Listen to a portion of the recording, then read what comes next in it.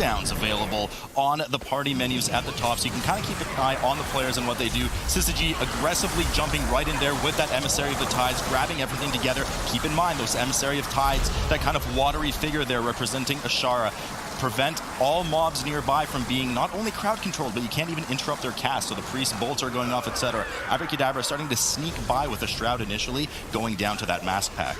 Yeah, so Abra is using their Bloodlust here on this very huge pull where they pull the bridge patrol into this platform area as well. They nuke down the mask first because the mask is actually very dangerous, has a lot of difficult casts. And we also see one of the Blood Priests being blinded here in the back because those Blood Priests have a lot of dangerous casts that need to be interrupted as well. There's a lot of heals going on, a lot of blood bolts that need to be interrupted. So they just chose to succeed at the start to not have to deal with all of those interrupts at the very same time. Syzygy doing their share of the trash at the top as they finish off a few of the ticks and now head down the ramp to the next Matron pack. Matron's extremely dangerous to remind those at home. Of course, they do that, have that AoE shout that increases casting and attack speed of all nearby enemies by 100%.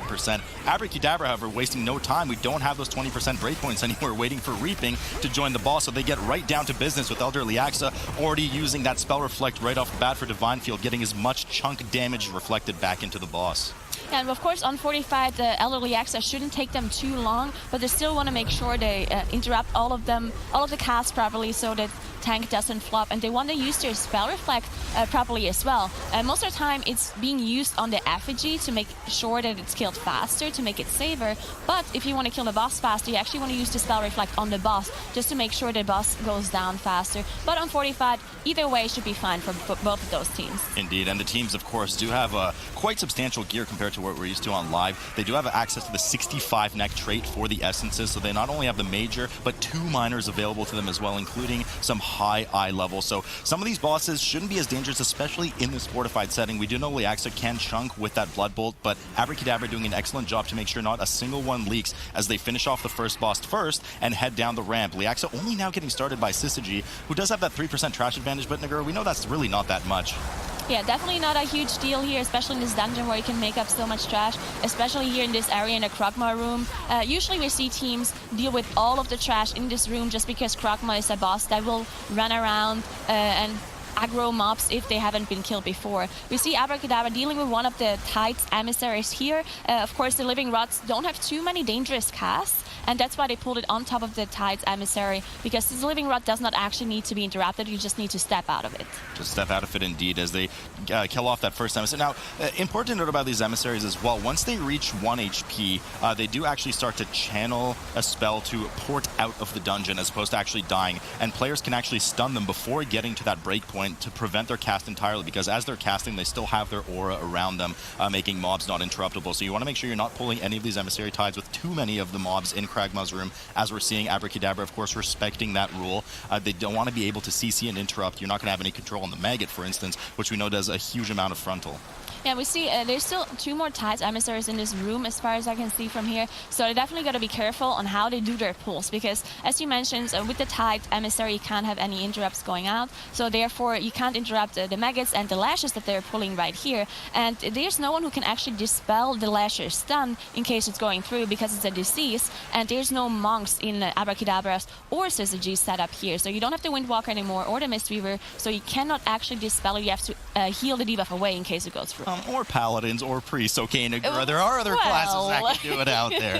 Syzygy, of course, crowd controlling that emissary on the side. Important to note that the Emissary of Tides crowd control tables follows PvP rules. It has shortened duration on everything, so usually 5 to 8 seconds depending on the spell, but does not have diminishing returns, so you can keep spamming roots on it, for instance. It's something that Syzygy is doing well here with Kasho, making sure that the entangled roots are constantly active as they finish off the rest of the mobs. Abrakeydabra once again dealing with their own Emissary of the Tides on the other end of the map. Everybody trying to clear Kragma's room as quickly as possible to get access to the second boss here. Yeah, you can definitely tell that the Tides emissary is difficult to deal with because they're soloing it. Of course, soloing one mob costs you a lot of time. It's very inefficient, but because of this room just being so difficult, needing so many interrupts, they just can't pull it on top of any other trash mob, so therefore they're just soloing it, even though they're going to lose a lot of time. But they probably tried pulling it on top of something else, and it just didn't work out, so they said, you know what, we're just going to play it safe and just finish it up by itself. First death here, another death here, excuse me, as Syzygy's tank goes down. Immediate battle res comes up. Not going to be available again for 5 minutes, as that is 4 deaths on the tally for them. 20 seconds extra that they're going to have to overcome on this very dominant-looking Abrakeydabra team. And, of course, Switch Chat, the surprises don't end there. Not only have we added cooldowns on the UI, but we now have squad streaming available. So if there's a team that you're particularly interested in viewing on a full-screen mode, you can actually head over and watch the Warcraft stream in squad mode and choose the respective team, of course, with full audio to both sides that you want to follow instead. So check that out if you feel like it. Syzygy now moving past the room, grabbing some more trash, including some of the dangerous skeleton packs beyond the second boss's room, as Abrakeydabra doing a quite sizable pull here, Nagura.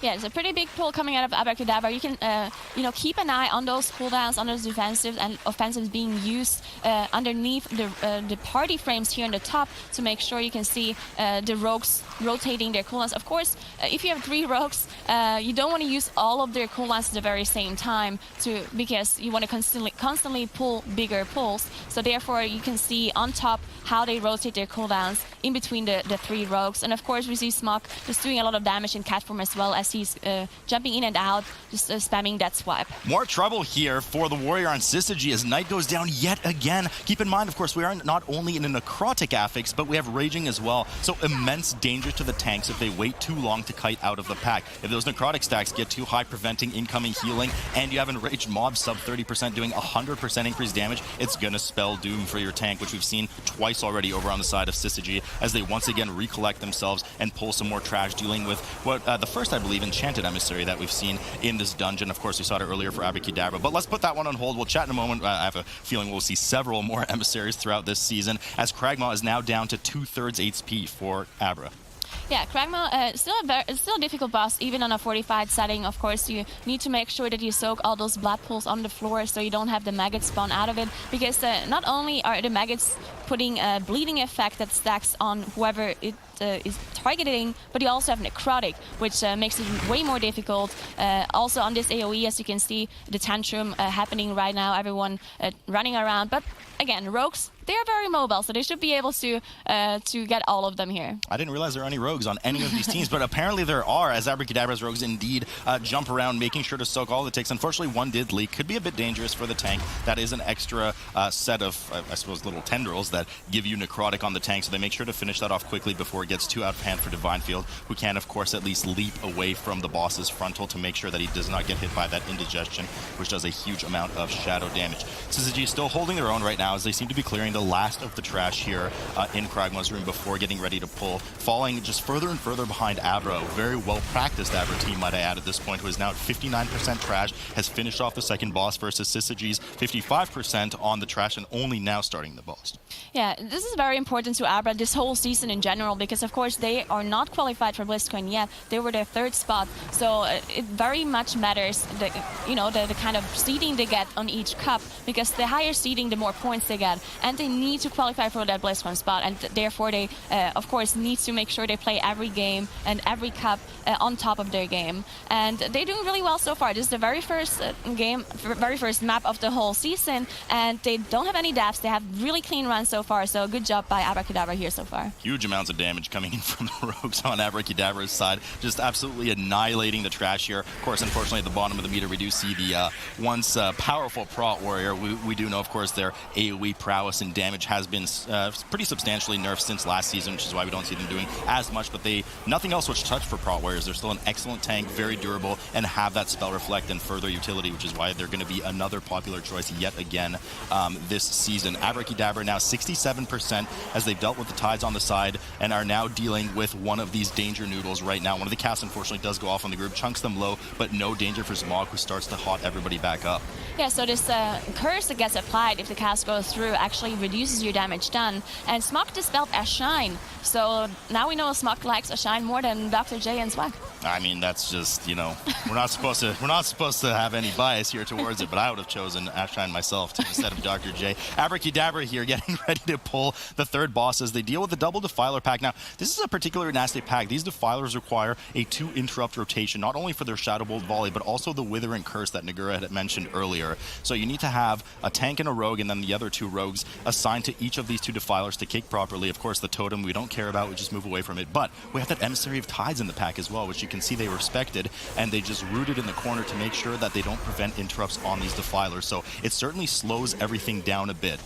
Yeah, and we also, of course, we didn't mention raging too much yet, but raging also a pretty difficult affix to deal with, especially with those mobs that need to be interrupted all the time. Because sometimes if a cast goes through in a mob, you might not immediately die, but if the mob is raging, you definitely are going to die. So it's even more crucial that you interrupt those mobs once they are raging. And when you do those really huge pulls, you want to make sure that the tank is, of course, kiting, especially because he probably has a lot of necrotic stacks because you know, they were incumbent for a long time once the mobs are below 30%. And then you also have the raging. So this combination of affixes is actually very dangerous, on top of Fortified too. Return here to Spore Caller Zancha, our favorite mushroom boss. The third boss of the dungeon, of course. You just want to make sure that you're deleting or eliminating all these mushrooms as much as possible before he does his Festering Harvest cast at 100 energy. As we've all seen many times, of course, you can't use that upheaval on the side. Somebody can run through the mushrooms, or the tank needs to point the boss with the shockwave and make sure that those mushrooms are eliminated in order to not get a dot on the raid. Now, important, we actually mentioned this earlier as well. This boss, you know, you kind of had that safety net before. Somebody could go, oh no, we forgot to go a couple mushrooms and we run through. It's okay, the monk can dispel. So there's no dispels here. So the rogues would have to commit their Cloak of Shadows. We can see only Dr. J and Swagstep have their cloaks available at this point on Zancha right now. So they have to be really good with the mushroom play as to not commit those very powerful cooldowns from the rogues just for that nature. But the boss is just dying so fast. They probably don't even need their cloaks anymore. As you can see, just the boss already on 20%. You can see the damage meter on the top left. Just the rogue is doing so much single target damage. And also Smog just not having to deal with too much healing here on this fortified setting. So even the healer can do a lot of damage, almost as much as Divine Field here on the Prod Warrior. And after this boss, they don't have too much trash left. They only have 22% left. Only one more Reaping Wave, of course, to deal with. And then they're on the last boss. One more Reaping Wave. Yeah. But Reaping, of course, is a thing of the past, so we won't be seeing any of that right now. Now, Syzygy actually opted to skip most of the trash leading up to Zancha and actually pull the 2 Defilers on top of the boss, which is very dangerous. The Emissary is now there as they've killed the Defilers. The tank's getting really low, though, as is one of the rogues, Kithis, right now, but managed to heal up from Kosho and start to stabilize, but it's going to be very hard to drop those necrotic stacks until a Festering Harvest cast comes in for Syzygy right there, so we'll have to keep an eye on them. The tank's already had a few struggles falling over to that Raging Necrotic combo. Abrakeydabra doing a fairly sizable pull here with the Defiler, grabbing the Guardians in on top of that Hazard Spaghetti and making sure that they interrupt it properly as not to get any of those Deathbolt casts onto the raid. Yeah, you actually saw them charge into that Emissary of Tides and nuke it down without rooting it first, just to be faster here. Now those Guardians, they don't have that many casts that needs to be interrupted. The only difficult thing is the Death Speaker that they pulled on top. Now sometimes it casts a Wicked Frenzy, which can only be interrupted by stuns, and of course with the Tides Emissary there, it's not interruptible. But even if the cast goes through, then it's an Enrage and a Random Guardian, which Smog can dispel, and with Soothe. So they definitely managed to do that well. Interesting pull here from Abra as well. Not exactly the most aggressive pull we've seen from them. They do have to deal with this Corruptor and one of those Hazard Spaghettis right now, after which they'll only need the remaining 2 Corruptors outside the gate to the final boss. You do have to complete that 100% trash before it, and they'll likely have to pull one of those Spaghettis on top of it. But, you know, from a team like Abra, I'm kind of curious as to why you only pull 2 mobs at once. I know you're kind of rooted in place with those heads, but I'm shocked that they didn't pull something else in the dungeon, knowing them. Emissary of Tides in here as well. Of course, prevents all interrupts and CCs on these Corruptors, but the Corruptors really have no interruptible casts anyways, and you don't have a displace in the group except maybe that Typhoon for the Corruptors, but it's easy to just dodge their frontal nonetheless. Yeah, it's interesting to see that how much their routing changed as well compared to the Reaping affix on the last season, as we've seen Underrot quite a lot. But this time around, Abrakeydabra is pulling a lot more of those danger macaronis as they did last time around. We've seen most teams skip them because they're such a pain to deal with because they're not movable. You see a Shine actually proc the Cheat Death here as he probably got hit by one of those tentacle swings here. But of course, Cheat Death preventing him from dying here. And again, just those danger noodles, just very annoying to deal with just because they can't be moved and they constantly need to be interrupted. So interesting to see that they're pulling them here. They're menacing macaroni. I'm sorry. Not danger macaronis. All right, Negro. I've had to talk about this before. Abrakeydabra dominantly heading down to the last boss right now. Of course, this time there will not be any reaping joining them as we're used to seeing in the previous season. They are just ready to pull the boss immediately and start kiting around in a circular fashion as we're used to seeing from these teams, making sure that the breath is not pointed in the direction that they go. Get the boss to 100 energy 3 times over, spawns 2 adds every time. Each add does a 1/6 of the boss's health, which is why the boss's health is not moving right now. Syzygy, still trying to play catch-up right now. They're only 82% trash on the board, and they are at the end of the dungeon as well, right outside the 4th boss's area. Another death goes down, unfortunately, from one of the rogues as the immediate battle res goes up. Not going to have that one available again for 5 minutes, but, I mean, they have a lot of trash to make up here, Nagura. Yeah, this is very interesting. I'm not sure if they miscalculated or if that's actually their plan, because, I mean, I assume they practiced this dungeon because it's the very first one, so I very highly assume they did so. So this has to be planned by them to just go all the way to the Tide Emissary first and then backtrack. I have to question this strategy because, we all know backtracking is not something you want to do in a speed run in a dungeon. So interesting to see or to know why they chose to do this kind of strategy where they just backtrack afterwards. Yeah, I mean, going faster is oftentimes faster than going forward is often faster than going backwards here. Another huge chunk on the group here for Syzygy, as they've done a fairly aggressive pull here. The mobs are raging right now, and Knight does keep stacking those in necrotic. But right now, all eyes on Abrakeydabra as the boss is now 32% health. They keep riding around in the circle, and they are getting ready to spawn the last group of small adds. Of course, the construct in the middle will assist by killing them off as well.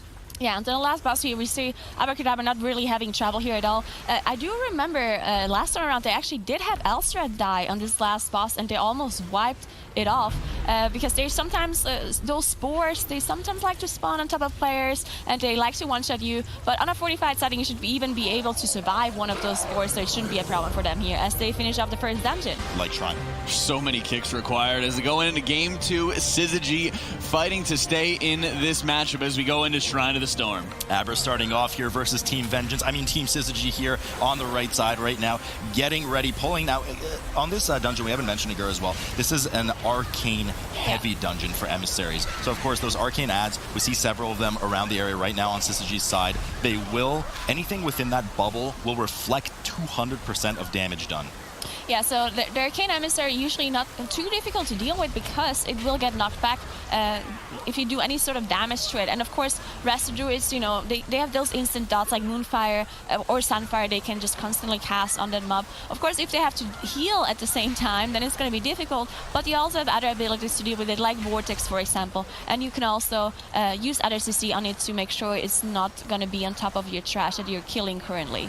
Now, Abrakeydabra did this very typical dungeon pull that we've seen from last season, where the tank will make sure that he gathers all the mobs, and some of them will be tricked by the rogues on top of the tank, and then Divine just jumps on his lantern, as you can see right there, and then all of the mobs will snap. Now, the problem with the snapping ability that lots of those teams have been abusing in the past is that sometimes it will not work as they are planned to, and some of them will reset. And if they reset, they will also reset their aggro, and they might just kill some of the melees around. So definitely not as easy to deal with this snapping mechanic because there's definitely things that can go wrong as well. Yes, we see here Syzygy chewing through a lot of healing done from that Vengeance Demon Hunter. One of the strengths, of course, of Vengeance Demon Hunter is their prowess to self-sustain and also high HP pool. Now, looking over at our tool, of course, our kind of talent tool here with the Wowhead, powered by Wowhead, we do see that he's actually opting to run a more traditional build. So he has that Spirit Bomb along with actually an Anima on his Essence. Just because of their high health, it allows him to get even more nuke damage on a 2-minute timer on the ads. So still susceptible to that spike damage as a result of not running the Gluttony along with Visions, but hopefully it works out for them. It is something that they're comfortable with and use it for time trials, and you can see just some of the strengths, at least the meter strengths of that Vengeance Demon Hunter coming in. We'll have to see how it goes for the rest of the map, but Abrakeydabra, once again, just so well practiced, starting to pull ahead right into that first bosses, one of the best designed bosses in the world's room right now, getting in, getting some of the trash as the role playing, the RP has started for the encounter, and then they will get ready to tackle down Akusir. I think I have to disagree on best designed boss here, but let's move on as Swagstep I would too if I get knocked off the platform all the time. Swagstep did run ahead and make sure that he starts the RP on this boss because Aquasteer does not immediately spawn. You need to make sure you walk there to start the RP and then we'll spawn a little bit afterwards. That's why Swag ran there and the rest of the team made sure they pulled the trash in the meantime. And now that Aquasteer actually spawned, they did engage the boss, use their Bloodlust, and they have to deal with some of the spiritualists here that are still alive. Yeah, spiritualists, a lot of casts. We have those mending rapids as well that you want to make sure you're interrupted is a pretty substantial heal plus a healing over time component to a fellow enemy mob nearby. So you want to make sure that's not happening. Aquasteer rapidly approaching 50% for Abrakeydabra right now, where he will split into 3 Aqualings in an equilateral triangle along the circular platform that will have surges in various directions that can, of course, knock you off the platform, Nagura. Yeah, that never happened to me, so I don't know what you're talking about. As Syzygy actually is doing a lot of damage on the boss here, and they're progressing pretty fast, very close to Abrakeydabra. If you look at the percentage, trash percentage, Syzygy is a little bit behind, but they have a lot of trash to kill here. As you can see, all of the trash running around. This is a very dangerous pull. I believe they also pulled the minibus. Yeah, they pulled the minibus on top of Aquasteer, so definitely very dangerous pull here coming out of Syzygy. Yeah, Windspeaker Heldis, of course, quite dangerous in that pack. Does drop that kind of rune of quickening on the ground that increases your haste by 25% for not only you, but any enemy standing within it as well. So they're trying to use that to their advantage right now. But he pulses an immense amount of AoE damage right now as Kilth procs cheat death, as does Rubik. Knight just gets so low, but manages to hang on. The group is once again healed up as they spread out for Quaking. Now, of course, here we are in a Quaking and teaming environment. So just a bit of error on the screen right now. And we have Tyrannical, meaning the boss are a bit more dangerous. So just keep that in mind as we saw the team spread there for the Quaking with more mobs on top of the boss for teaming right now. Aquasteer getting down to that 50% soon as Abrakeydabra waits for him to re-emerge. Does reach that 10%-ish, 15% once you eliminate the 3 Aqualings and you finish off the boss. Yeah. So this is a Tyrannical setting, right? This boss can be very dangerous on Tyrannical just because this intermission phase, there's so much damage and there's so many other casts that you need to deal with on top of this surging rush that can knock you off the platform, of course. So interesting to see that Syzygy is actually pulling this mini-boss on top of Aquasteer, which I assume was intentional because we mentioned before that on in Shrine of the Storm, it's very difficult to get the 100% count now with the trash percent changes and also teaming, because in case you guys don't know, teaming actually makes so that each mob gives less mob count because there's more mobs in the dungeon. So therefore in this dungeon it's very difficult to get that 100%, and therefore the teams need to pull a lot of those trash mobs, including some of those mini bosses, as you can see in Abrakeydabra side here as well. Yeah, I believe Soren has been pulled on the side as we do have one of the arcane emissaries. This is an arcane rich dungeon in terms of assignment for the teams in the tournament this week, so it has been punted off to the side. You want to make sure that it's just kept away as its energy bar depletes over the course of 20 seconds, and once it does that, it will then teleport out of the dungeon. So that's why any kind of direct damage, even let's say a Rushing Jade Wind, should there be a Brewmaster in here, does constantly punt the mob away. So somebody kind of has to babysit it and make sure it does not reach the pack. It is also movable by things like Ring of Peace, or you can stun it, but you can't hard CC it. So no saps, no roots on it, etc. You do have to constantly get it out of the way over the course of those 20 seconds. Syzygy finally catching up right now as Aquasteer reaches 8%, but once again, they're just starting to fall further and further behind. We're seeing the same kind of trend here from the previous dungeon already. Abrakeydabra just so well practiced. They're really gunning for that top spot, Nagura. And I mean, Syzygy, squeaking in one of the lower brackets, they made it to time trials this week, but for teams that are trying to catch up from the bottom to get to BlizzCon, you really have to outperform a team like Abrakeydabra, which is no small feat. Yeah, it's definitely really difficult for those kind of teams like Syzygy to make sure they catch up with the rest of the teams. They're just so well practiced, so much experience, especially in Abrakeydabra, as they have the winners from last year, right? You have Divine Field and Ashine here, and you have Dr. J, who's been doing dungeons for I don't know how long, and so much experience in the MDI as well. So very difficult for Syzygy to keep up with Abrakeydabra here, as they just have such a clean run here again, just like in their Underrot before. Zero deaths, everything working out really well. As Syzygy, of course, their strategy is working out well too. They only had 1 death so far, which I believe was a rogue that just now died, but they battle rest him up immediately. But I think it's just their strategy that is a little bit too slow.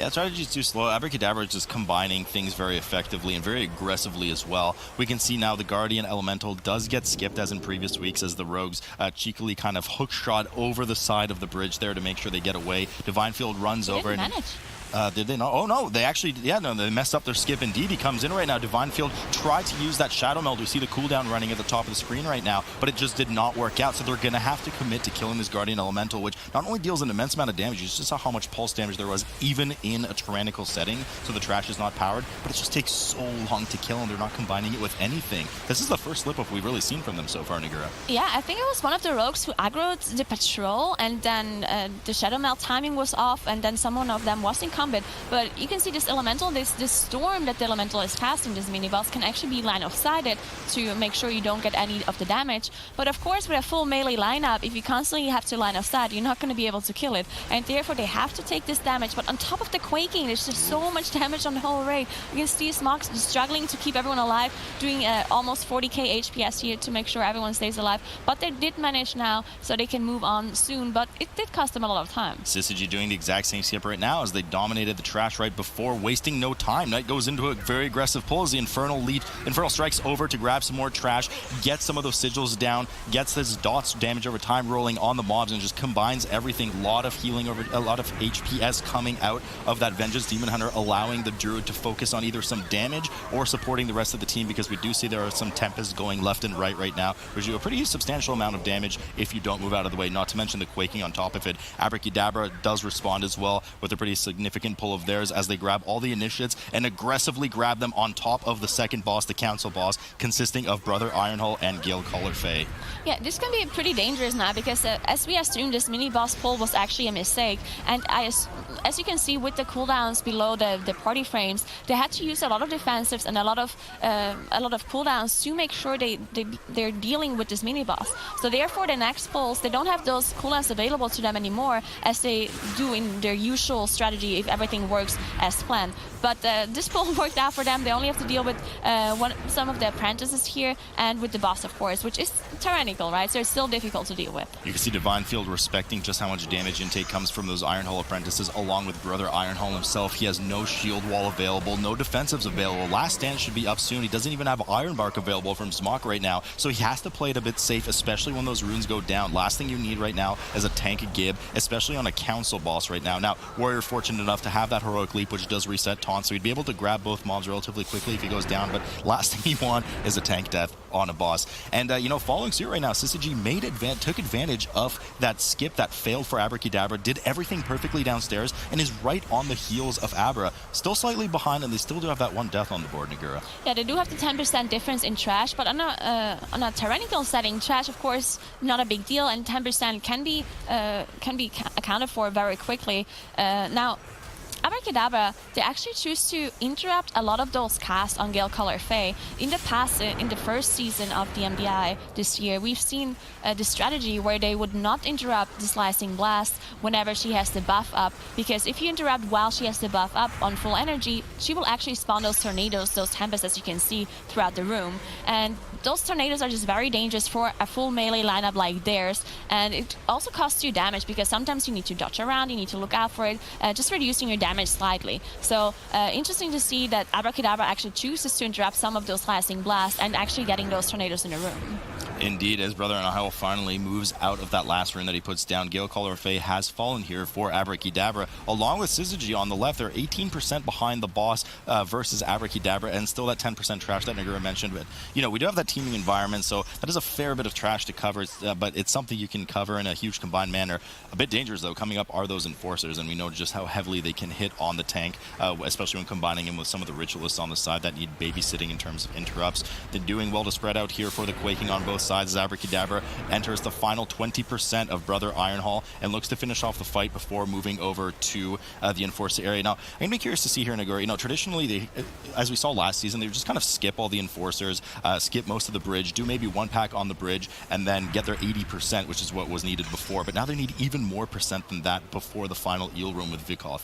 Yeah, because they removed the percentage you gain from those eels in the very last room. Of course, those eels were something very easy to pull at the very end, and they gave so much percentage that I think it was 20% approximately that it gave, right? So, you know, it was very easy to deal with them in the end because you could just kite them, run around, just AoE them down. And this trash here that they have to deal with now, as you can see in Abracadabra's side of the screen, is way more dangerous to deal with, as you have those enforcers and, of course, the emissaries and the ritualists that need to be interrupted constantly. And you can see Divine Field is not even tanking those mobs just because they do too much damage for him to be able to tank them. Of course, the 3 rogues are going to help here because Divine Field is not going to be able to do any damage, but they do have the tricks all the time to be able to Divine Field keeps the aggro. Yeah, I mean, he did his damage, as we can see, a pretty substantial amount of damage with Avatar pop, everything pop, going in there and just getting what he can done. Now, they have to deal with a Void-Touched Emissary, or actually, they don't want to deal with the Void-Touched Emissary. That is, of course, an immobile mob that pulses very heavy AoE on a cast timer, so they just say, you know what, I don't want to deal with this. They go right up, and we see a more traditional skip from Season 2 here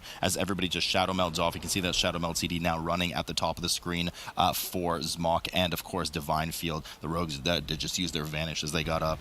Now, a bit of trash that they'll have to deal with here before moving on to the 3rd boss and then the 4th boss's room as well. You can see some of the marks coming up on those Depth Bringers.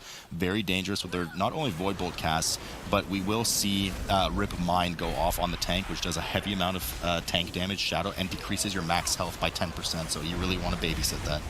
Yeah, those tentacles, of course, can't be moved, so Divine Field can't just leap away and make sure to kite those mobs, because if he does so, then the tentacles will actually AoE or hit anyone else. So a very dangerous pull here coming up. And also with teaming, you can see those patrols on the bridge actually have more mobs to them, and they're already dangerous in a non-teaming environment. So definitely dangerous pulls here, and everything needs to work out. Each interrupt, each stun needs to be perfectly synergized beforehand.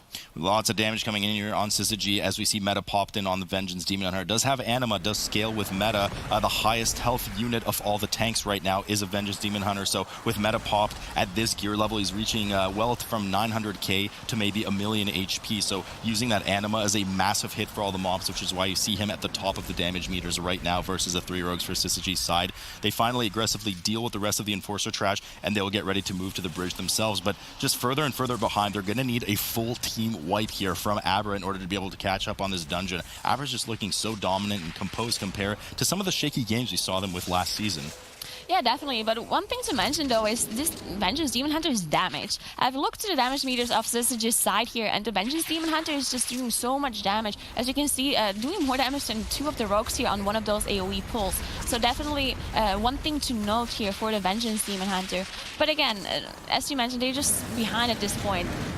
The thing for them, though, is that they played a lot cleaner than their Underrot, right? In the Underrot, they had a couple of deaths. They were at the end of the dungeon with still 20% trash left. While in this shrine, it seems like they're a lot more practiced here, and they only have this 1 death from the rogue coming in earlier, so definitely a clean run for them. Just their strategy less efficient and slower compared to Abrakeydabra.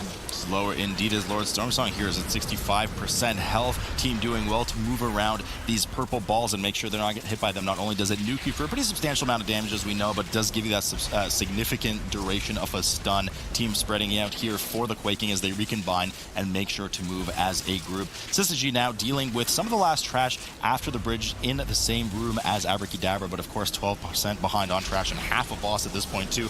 Their second death of the dungeon unfortunately goes down on Silk, one of the rogues. They are not committing the battle res to it right now as an AoE grip with Sigil of Chains comes in from the Demon Hunter, making sure not only to interrupt some of the ads, but buy him some time to kite. One of Vengeance Demon Hunter's weaknesses is that they do not have a natural slow. Rubik unfortunately going down as well on the side of Syzygy, and they're now trying to 3-man the rest of the trash, but a battle res does come up for Rubik as they try to kill the rest of the trash right now, slowly backpedaling and kiting around in a circle to move away from the frontals as we get Consume Magics coming out of the Demon Hunter too to make sure that they get some of those bubbles off and the mobs die faster. Unfortunately, the caster curse struck again, and as I said, Syzygy was doing well. They have 3 deaths coming in on this pull here, but they should be able to recover and finish off this pull and then get the Master's up on their rogue, as Abrakeydabra is about to finish out Lord Stormsong here. And as you can look at the percentage, the trash percentage, they're at 89%. And as we mentioned before, last season, they only needed 80% at this point of the dungeon. So definitely a big difference here compared to last time around. Big difference indeed. Lord Stormsong about to fall now. Let's see if they make the old rookie mistake of jumping in the water before that lightning storm kind of phase. We've seen some cheat deaths proc from that in previous season. Actually, some people died even to that. Yeah. They're a bit overzealous, but this time they jump in, and hopefully nobody embarrassingly snapshotted forever on the internet, gets hit by a jellyfish and stunned for 8 seconds. I know our observers are going to be very keen to find out if anybody has that happen to them. They spread out well here for that quaking and do well so far to dodge these very evil jellyfish. Syzygy now moving over to Lord Stormsong as well. Monk with that absolutely horrid form of aquatic form, not using the dolphin form, just absolutely terrible. It's so beautiful. I don't know what you're on about. But I do use the dolphin form myself, as it is so pretty. Now, Abrakeydabra do have to deal with some of those eel packs. And you can see the emissary, the enchanted emissary here as well, that, of course, is getting dealt with by the rogues and by Smok himself to be able to keep it away from the eels as they pull, I believe, 2 packs together. And Divanfield just trying to kite, not getting hit by them, because those eels are... put a debuff on the tank that stacks and it does shadow damage, so it does definitely a lot of damage to the tank, as they also pull the boss and the eels are stuck. I mean, at an ealing, that was going to be a pretty substantial pull there, but not only does that shadow debuff go on the tank, Nagura, but it actually goes on the closest member if the tank is not within range. So you saw how respectful the rogues were of that, and they stayed away from the mobs as they came towards Volzith, the final boss of the dungeon. Now, we're going to probably see the typical thing that we've seen in the previous season from this. We're going to have the tank and the healer go to their own phase, the 3 DPS go to their own phase. Everybody's going to deal with their mobs, and then they're going to double back and deal with these denizens on the side, the trash during the boss, as Mok gets his 9 stack of the debuff, doing that increased damage, after which they will return and pop Bloodlust and try to 1-phase the boss and finish him off before another transition. Yeah, of course, Smok having this debuff, as you mentioned, the Whisper, which increases your damage done, but also reduces your max HP. So, of course, because it reduces your max HP, and Quaking and a lot of other affixes are percentage-based, the Quaking is, of course, not going to kill him. It just does percentage of his max HP, so it's going to do a lot less to Smok than it does to Divine Field, for example. But, of course, if there's any of those casts going through from those Forgotten Denizens, then he needs to dispel himself if they miscalculated their interrupts, because then he's definitely going to get one shot. Yeah, I certainly want to stay on top of those interrupts. I know sometimes I purposely let it leak through just to make sure Jack dies in anger on that boss, but no problem for Abrakeydabra here as they wrap up. 3% left on them. They will get that Bloodlust rolling on Volzith here in just a moment. I expect to see it start flashing on the screen, and there it is right now. Aggressive CDs coming out of both sides. Avatar pop for Divine Field. The adrenaline rush is popped on the rogues. Everybody getting as much in as they can to make sure that he does not enter another transition phase. And of course, Nagura, they'll likely clean up the last 3% with some of the eels on the side.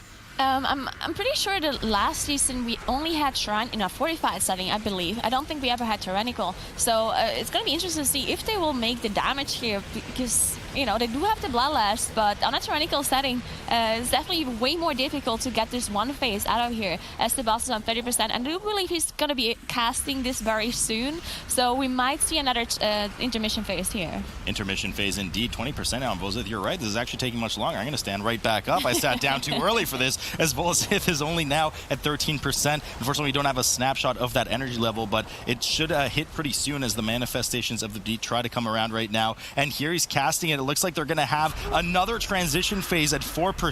If Syzygy manages... Syzygy is too far behind at this point. But if they were to be closer and manage to do this in one phase, they could have had an opportunity to catch up right now. But they've only now dealt with Lord Stormsong and will be going through the underwater passage over to the boss.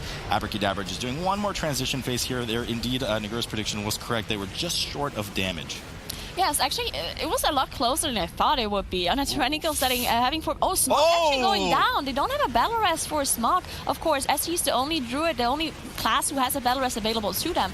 They should be able to finish it, though, because as long as Divine Field doesn't die, because the boss is on 4%, right? So they only have to make sure they deal with the intermission phase, get out, and make sure they finish up the boss. Smok gets automatic jacked right now as he heals over in the transition phase. Somebody boo-booed and missed an interrupt, or they just ran out of interrupts if the phase was just too slow. But Volzith finally going down here, along with Zmok, unfortunately, their first death of the tournament of the weekend here. So Zmok goes down, does a release to try and make it back quickly as the boss is dead, but they will be cleaning up the last 3% here with these eel packs on the side. But Syzygy just didn't work out for them. They'll be coming back with a vengeance later on to make sure that they sweep the next series.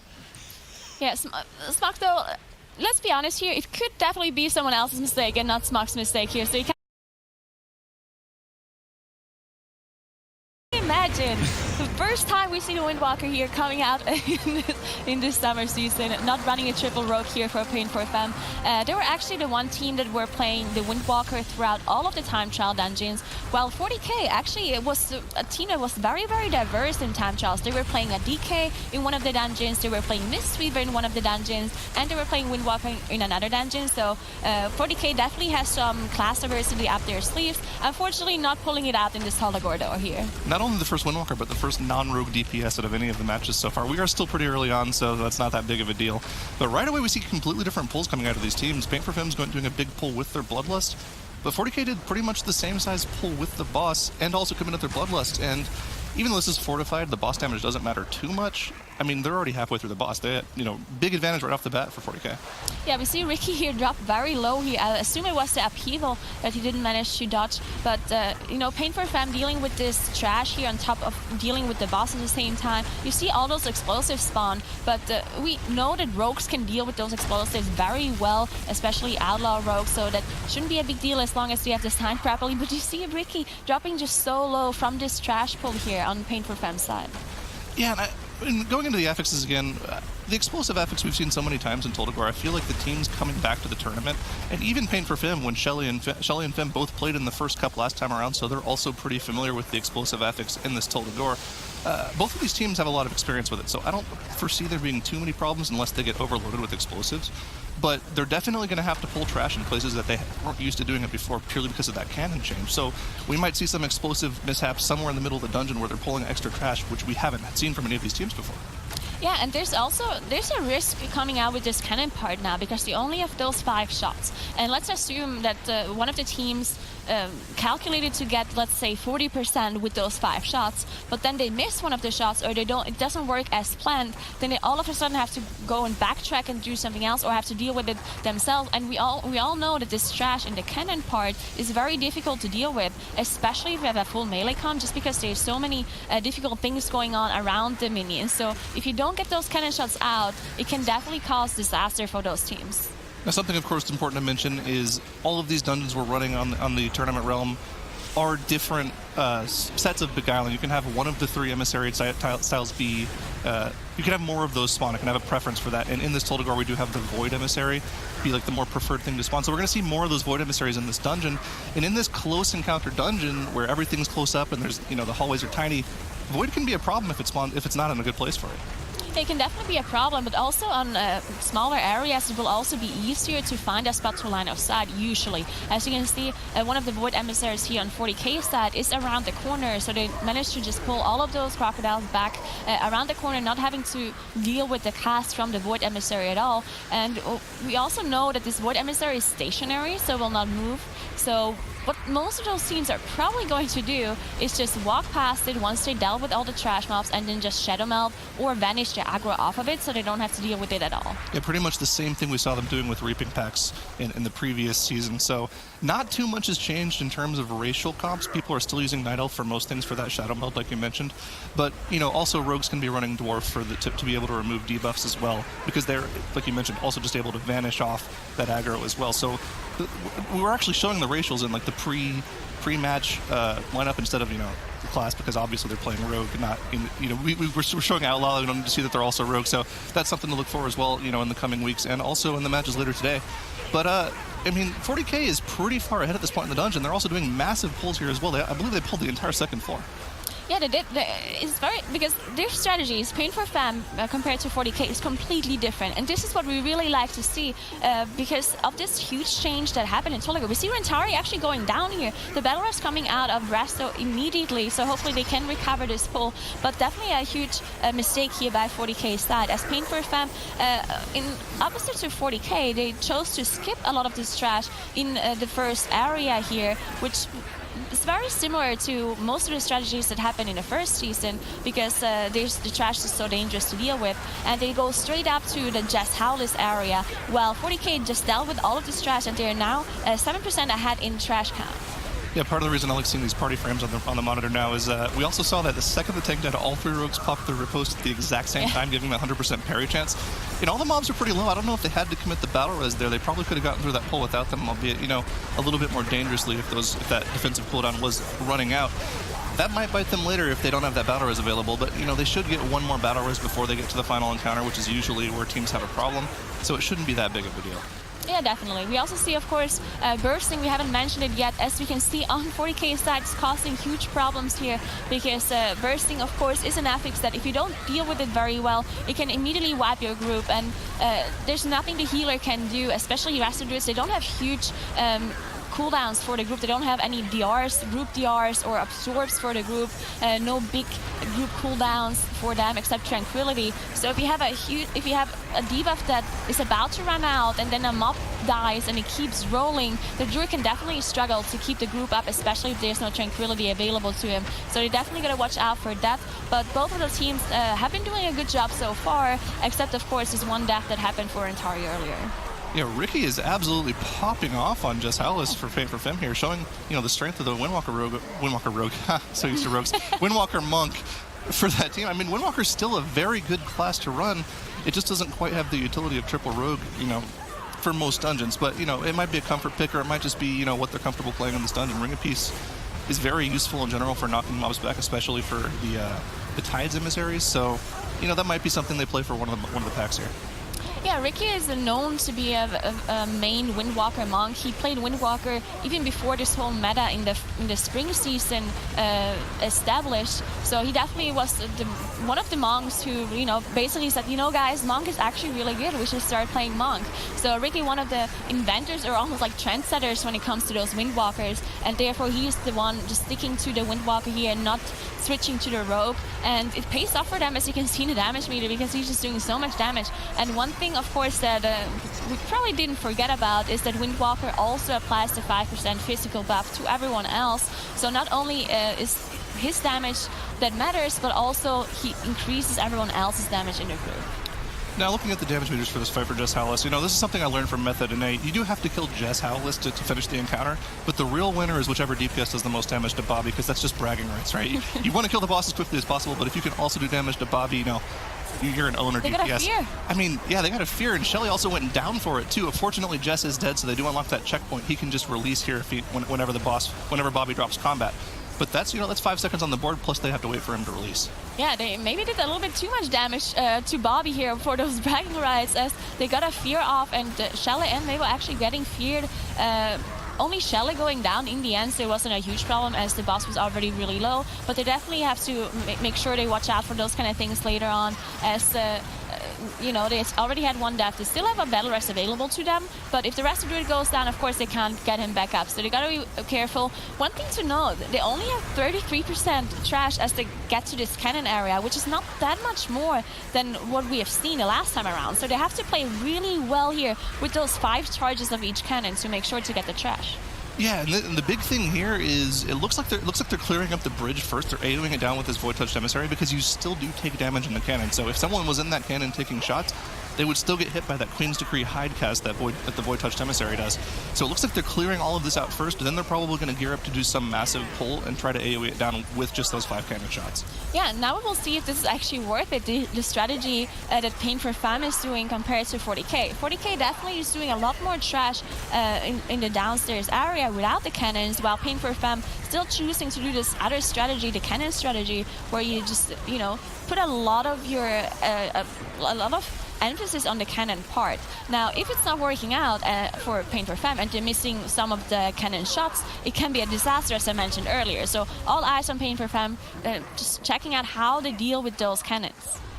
Yeah, and I mean they're gearing up here. They're refood buffing for Shelly. They're making sure they're healing to full to get off that like you mentioned that bursting affix earlier. And I'm interested to see exactly what they plan on doing here. Moving the barrel so that the AoE doesn't hit them here as well into a very specific spot. We see them moving into that third floor, pulling a bunch of the trash with them as well. I just want to see how big this pull is going to be. Yeah. By the way, if you guys are curious in the stream, you can actually watch the individual views of both of these teams. If you click on that squad mode button on the top right, you can check out the full screen of each of these teams if you're more focused on just what one of the teams is doing as well. Yeah, one more thing to mention here is that, of course, you also have those emissaries in this whole cannon part, and the emissaries don't actually get damaged by the cannon shot, so they have to deal with them without the cannons, which is one thing to note. And as you mentioned earlier, if you're inside the cannon, you're not immune to damage, so you can get the damage from the void emissary inside there, and you also get the damage from explosive and bursting, as we mentioned before. Bursting and explosive are two very difficult affixes to deal with in this area, because if you're in a cannon, you can't just, I mean, you can go out and use Cloak, for example, if you're one of the rogues, but it's not going to last forever, right? So you only have this one time where you can use your big defensives to be able to survive it, but then you're out. I feel bad. We should have been counting how many cannon shots they've used. Yeah. I'm almost certain they haven't used all 5 shots on either of their cannons yet, and I feel bad that we haven't been counting. They definitely have shots left in that first cannon. The thing to remember is they also have the second cannon further out on this bridge and the third cannon before the final boss as well. So there's quite a bit that they're going to do. I believe the third cannon's probably just going to be used for all of that trash between the third and fourth bosses. But these 2 cannons are going to be where they're going to like really make sure they use their efficiency, make sure they're hitting as many mobs as possible to get this dungeon down quickly.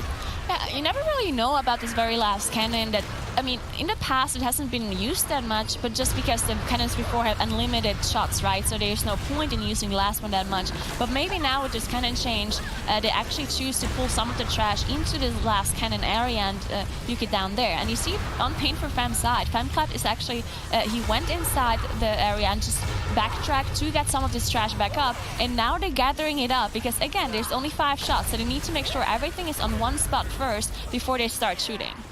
And we did see right there with that perfect camera angle, by the way, that they missed the first shot on those front 2 officers. So those do have a little bit more HP. If they have 1 shot left, that'll finish everything else off, but I don't see anyone inside that cannon right now. Maybe they're waiting for the explosives. There are a lot of explosives there that they all line of sighted. But they're just going to have to finish off these mobs at 20% HP, and, you know, not missing a couple of those mobs with one of those shots, that makes all the difference here. And they have to kill all these mobs at pretty much the same time, and they're going to get a bunch of bursting stacks. This is kind of dangerous for healing here. They just completely stopped the DPS to make sure those bursting stacks fell off. Yeah, this seems... Okay, so on theory, on paper, it seems like a good idea to be able to kill so much trash at the same time. If you just gather it all up, put it on one spot, and then use your 5 cannon shots to make sure you deal with this trash, and you get so much percentage all at once. But because the setup time just takes so long, as you can see, Pain for Fem just now got done with this trash. It took them forever to gather them up properly, to have the shot to stop damage, to get the bursting drop off on everyone.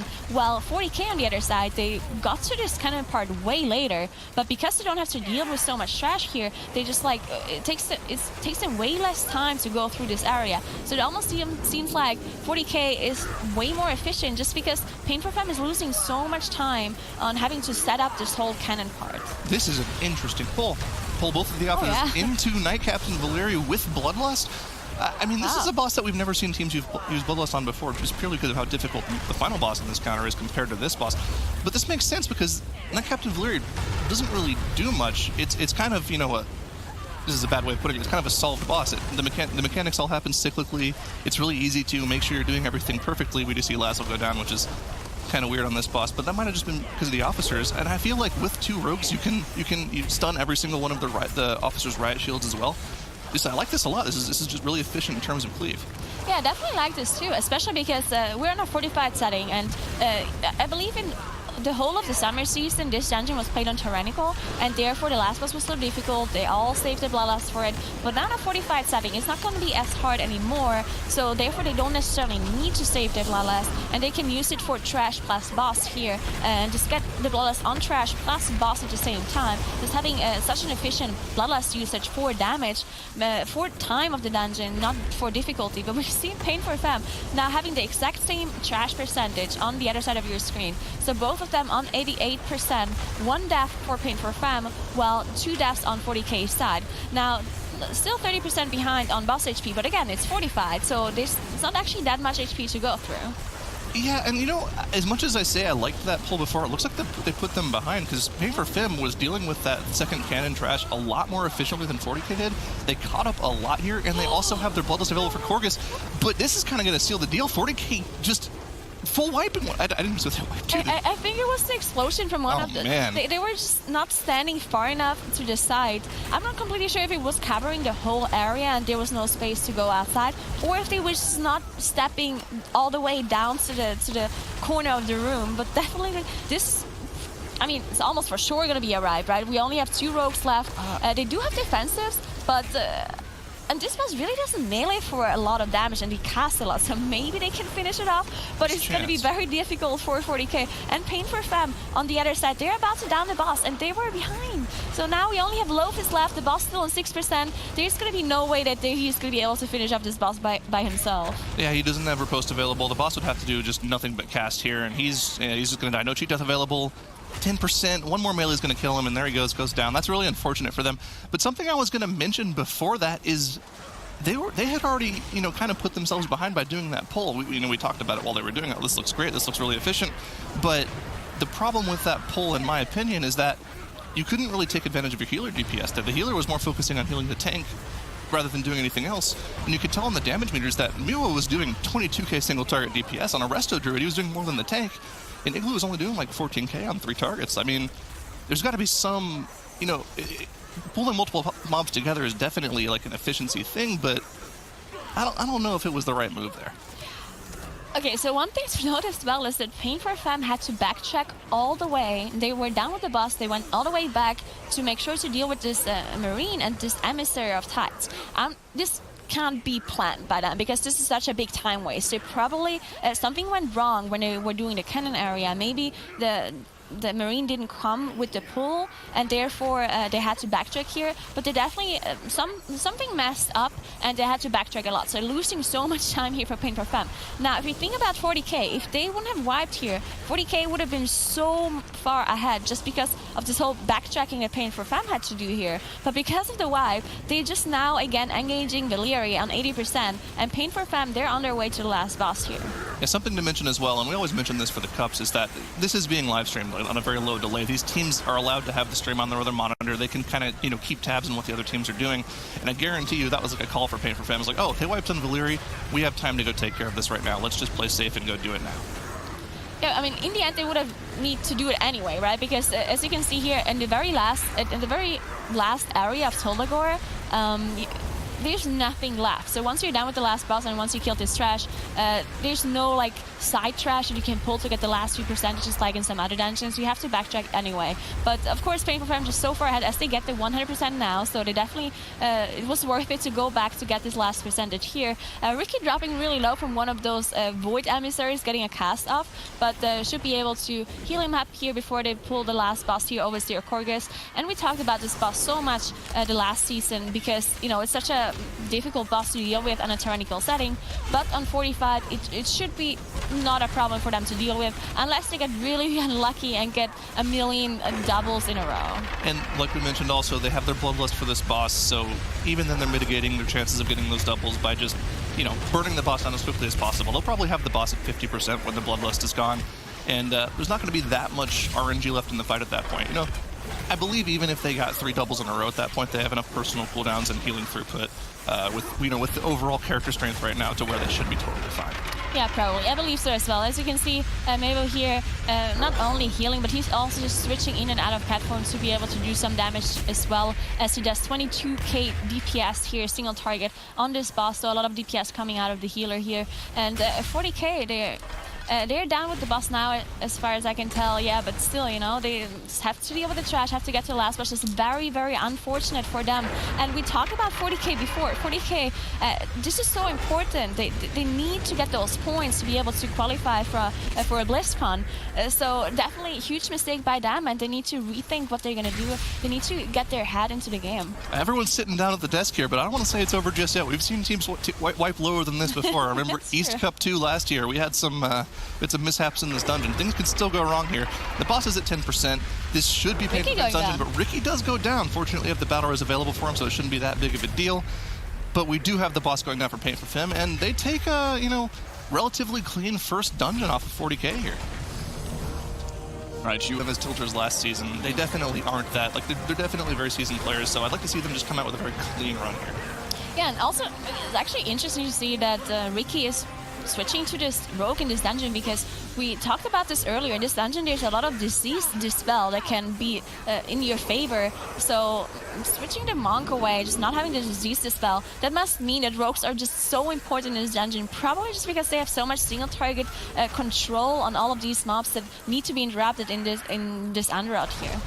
Yeah, and right off the bat already, we see 40K going for a slightly different pull than Pay for Fem, like we mentioned there. These teams just have differing strategies. There's been no consolidation of strategies like there was last season, where everyone kind of watched Team D's Waycrest Manor or some method to use better dungeons and just kind of said, that strat's awesome, we're just going to copy that 100%. It's the start of the season. Everyone's running different strats because nobody's seen what everyone else has done yet.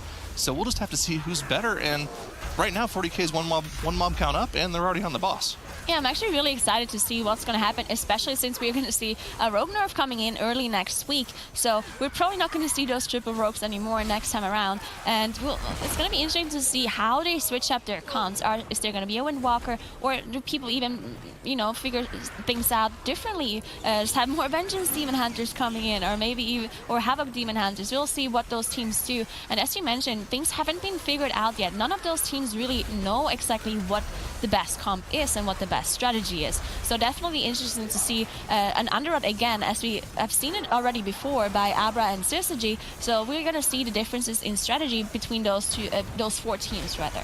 And kind of to go further later on that as well, one of our teams later in the dungeon, I think next match actually, Fly Me Out, they're running a Holy Paladin. In time trials, they ran Hunter and Mage, so we're definitely going to see some other classes other than Rogue come out here, and we'll be able to actually kind of weigh what those classes do versus rogues. Because I feel like this patch, with all the new essences implemented, with all the new gear, there's a whole bunch of fun gear this time around that kind of changes how classes work. I mean, we're seeing healers do 22k DPS because they have damage proc trinkets now, like they had at the end of Legion. So we're seeing a lot of different, diversity in terms of gear, not necessarily specs right now, but the gear changes kind of change how the game works a little bit. Yeah, and you can also see essences, of course. You can be a little bit more aggressive and go with damage essences, if you're a healer, or you can also go with damage if you're a tank, compared to going a little bit more defensive and going with defensive essences. Same for the healers as well. So we'll see interesting combinations of essences and tier from those teams coming out later on as well.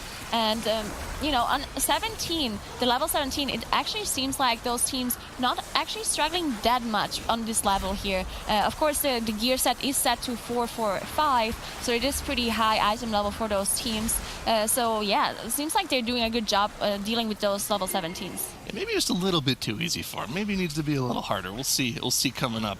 But yeah, I mean, 40K is definitely getting further in the dungeon quickly. They're getting to this sort of, insane trash room with all these Tides emissaries, and we didn't really see too much trouble with it earlier. Maybe a couple spot deaths for Syzygy, but this is a dangerous room. These fixates, and we keep mentioning it every single time we're in this Underrot, these fixates do shadow damage. They do a lot of damage from the Feral Bloodstormers. That's something to look out for. On top of that, the Tides emissaries make it so you can't CC any mobs, so you just have to eat the melees to the face until the Tides emissary is gone. So there's a lot of damage going on in the group. So you see Lazzle dropped incredibly low with that fixate. Fortunately, didn't proc his cheat death just yet, but this is just incredibly dangerous. Yeah, actually, I really like this pull if they're going to manage to pull it off, because it is very dangerous, as you said. But this pull, they actually pulled two Tide emissaries on top of each other. You see the Lasher here in the back actually being blinded, because you do not want to have a Lasher on top of Tide emissaries, because you cannot interrupt them. And therefore, they did see those and pulled all the mobs that don't necessarily need to be interrupted on top of two Tide emissaries. So very, very efficient compared to what we've seen from Abrakeydabra before, where they had to single target one of the Tide emissaries down because they didn't really have any other mobs to pull on top with. So definitely like this strategy here coming out of 40K. I learned from AWC BlizzCon champion Trill that's blound. I like that word, even if it's not a real word. I'm going to call that blound from here on out. And yeah, like you mentioned, they pulled both of the Tides emissaries, right? And once those are gone, this room gets a lot easier. It's just pretty much the same to deal with as it was last season. All you got to do is just get all the interrupts, and fortunately they have 4 melee classes all with very low cooldown kicks, which makes that pretty easy.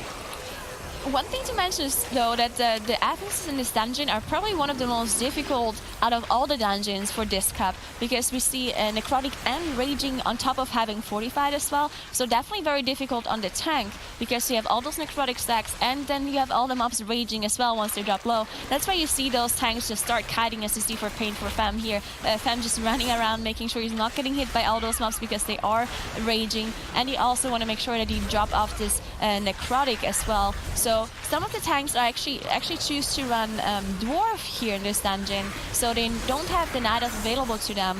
So they have some clever mechanics to make sure they skip the trash anyway, just not needing the Shadow Melt, just because Necrotic is such a difficult affix to deal with, and Dwarf having the racial removing it makes it so much easier. Clever use of game mechanics, you say.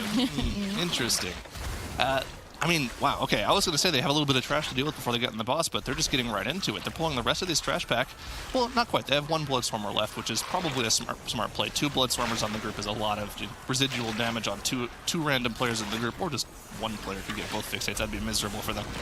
But this is something we didn't see that much last season because, well, that was more of an affix thing, right? With Reaping, typically you didn't want to go trash back into Reaping while you were on a boss that did as much AoE damage as Kragmaw does, especially in this fortified setting. That trash will do a lot of damage in this room.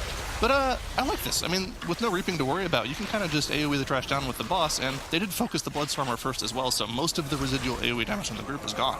Yeah, it's still dangerous though, of course, because as I mentioned, this Necrotic on Rentari, you can see the stacks are just ramping up here on top of having to deal with the boss as well. And then we'll see the Tantrum coming out, just dropping everybody so low. But Rentari doing a very good job surviving all this damage here from the Raging mobs, Necrotic, and the boss at the same time. So I really like this pull by Fourty K, doing such a good job. Now, Pain for Fem, they are on the boss as well now. They do have more trash percentage, so the way that they pulled the boss a little bit later doesn't mean as much. It doesn't mean that they're behind, just because they do have 10% more trash. And on a fortified setting, that means quite a lot. Yeah, I mean, it's definitely pretty close right now, right? The 25% boss HP versus the 10% trash is, I'd say it's a little bit in favor of Pain for Fem, like you mentioned. The thing to mention on the side of 40K is they still have one of those Bloodstormers to deal with. And those are probably the worst mob in this room in general. So, interested to see if they're going to just sap that and move by it, or if they're going to actually pull it with the next trash pack, which would be kind of...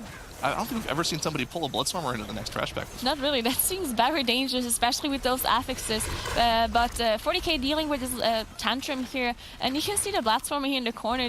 No one really wants to go there. We see a blind coming out there just to be sure to not aggro this mob on top of the boss, because that would definitely would not be something you want to, on top of having Kragmaw as well. But yeah, 40K doing a really good job here. Now, one thing to mention about Kragmaw, which some people don't really know about, is that he has a random RNG cast sequence in between those tantrums, meaning that if he does a charge first, then he will actually do 2 charges and 1 indigestion. If he does the indigestions first, then he will only do 1 charge, meaning that if you get the charge first, you will have a little bit more time to DPS the boss in between the tantrums, and that's definitely what you want. Okay, so pull the Bloodstormer, and they're trixing the rest of the trash to the tanks, so they're not gonna pull it into the room, so they'll have a little bit more room to kite around that Bloodstormer. So, I mean, this is just a little bit of extra damage on whichever person is fixated. You see Wolf Disco has the fixate here, and every single time he gets meleeed, he's taking, you know, about 40% of his HP. Fortunately, he has that riposte up, so he's not taking too much damage anymore. But still, you know, it's still pretty nasty. Definitely, and I feel like, okay, so when I'm healing Underrot and a rogue has this fixate, I feel like it's one of the classes that gets the most damage if they don't have riposte or any of their other defensives available to them, because, I mean, yeah, Cloak makes sure they don't get hit by the shadow damage, but they also do physical damage at the same time. Those Bloodstormers, they do both physical and shadow damage, so none of their rogues' abilities really make sure that they you don't get any damage by the Bloodstormers, so definitely not something you want to pull on top of a very difficult pack. And if you choose to do so, you definitely want to have a lot of healing or a lot of CC coming out onto those Bloodstormers. We see a Guardian spawning here, so they didn't interrupt one of the raids that by the Death Speakers on 40K's side. Yeah, and I'm interested to see if these guys are planning on doing something similar to what Abrakeydabra did. it looks like they're doing the exact same thing. They're just spam rooting the Tides Emissary in the back just to make sure that they can interrupt both of these Defilers. Very important, and they're also now using their Ursuls to knock them back as well. They're pretty much using every single mechanic they can to keep that Tides Emissary away from them so they can make sure they get these Defiler casts.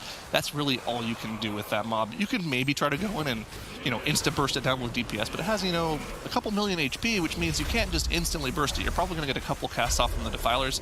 And one of the mechanics of the Defilers that we don't ever talk about because we always just see them interrupted is they have an ability that if it's channeled on you, you lose max HP and you lose damage. And if it stacks to 10, you just don't do any damage. Yeah. Which means you can't do anything. So you kind of can't go into that trash pack not being able to interrupt them. Yeah, we see Pain for Fem just doing so well. They're an 80% trash here. They are engaging this Atal'Dazar here a little bit later than 40K, but still quite a it's a substantial trash difference between those two teams. And Pain for Fem doing a really good job, really clean run so far. And it seems like their strategy throughout the dungeon has been a little bit more efficient compared to 40K, just because they have been faster. They're running the same comp, right? So if you're faster until this point, that just means your strategy has been more efficient. And there were some small differences, mainly in the Kragmaw room we've seen between those two teams. But now they're both at the same point. Now they're both on Atal'Dazar, and they both need to deal with the last few trash percentages after this boss. Now we've seen Syzygy earlier having to backtrack quite a lot at the very end of the dungeon. I hope neither of those teams have to do so, because we all know backtracking is not something you want to do. No, it's just inefficient in terms of movement. I believe Truckee once said one of the teams was better at going where you wanted to go. And that's, it sounds, kind of silly to say, but that's just the truth. You want to be moving from the start of the dungeon to the end of the dungeon, and if you ever have to backtrack, you're just spending extra time moving. So, yeah, backtracking, bad. Moving forward, good. So, don't want to see any of that. We see Pain for Fem actually pulling one of those Corruptors on top of the boss. So this is very dangerous, because those Corruptors, they have some very nasty casts that you need to make sure to dodge. As you can see, those tentacles spawning, which after a couple of seconds they will do damage around them if you didn't move away. And then on top of that, the Corruptor also does a frontal, the maddening gaze. And if you stand in it, you will get a lot of damage, and you will also get feared. So having those abilities on top of also having to deal with Atal'Dazar, definitely a very difficult task they took upon themselves here on Pain for Fem's side. Yeah, but again, it looks like something that's, maybe efficient for mob count, but it's taking them a lot of extra time to finish off this boss. They were only 10% behind on the boss compared to 40K, but 40K is almost halfway done with this trash pack already on the fortified setting. So, we see a lot of this. We talk about efficiency and pulling mobs with bosses, but this doesn't really look like it's ever worked out for either of these teams this entire series. Yeah, you always think on paper it looks like something that is worth it, right? On paper it looks like, oh, if we pull this mob on top of the boss, then we get efficient timing on it. But if this mob prevents you from doing a lot of damage because you need to move out, because of the tentacles, you need to dodge, you need to pay attention to a lot of other things, which is not your rotation, right? Then you can definitely lose damage, and it might not be as efficient as it sounds, because not everyone is going to play perfectly if there's so many things that you need to take care of and pay attention to. So definitely something they need to consider for next time around, maybe not pulling this up on top of the boss here, as 40K is on 84% and Pain for Fem also 84%. They're both about to kill off these trash packs here, so they're very neck on neck on both sides. Yeah, and and just looking at the trash pack, it looks like Pain for Fem has dealt with this way better than 40K has. 40K is still dealing with the residual extra mobs they pulled, whereas Pain for Fem really only has that Corruptor left, plus a little bit of extra cleave on those Guardians, which they can just take care of with Blade Flurry. They're pulling an extra Defiler in, it looks like just for extra mob count, and I believe when they finish this, they'll be at just at 95% trash, which means they can kill off those last two Corruptors at the end for the rest of their mob count. So perfectly figured out to the T for them. 40K, it looks like they need maybe one more mob after this trash pull, and then they'll be done. So not quite perfect for them, but these guys are, they look pretty, like we said, 95%. Yeah. Looks like they've got it figured out.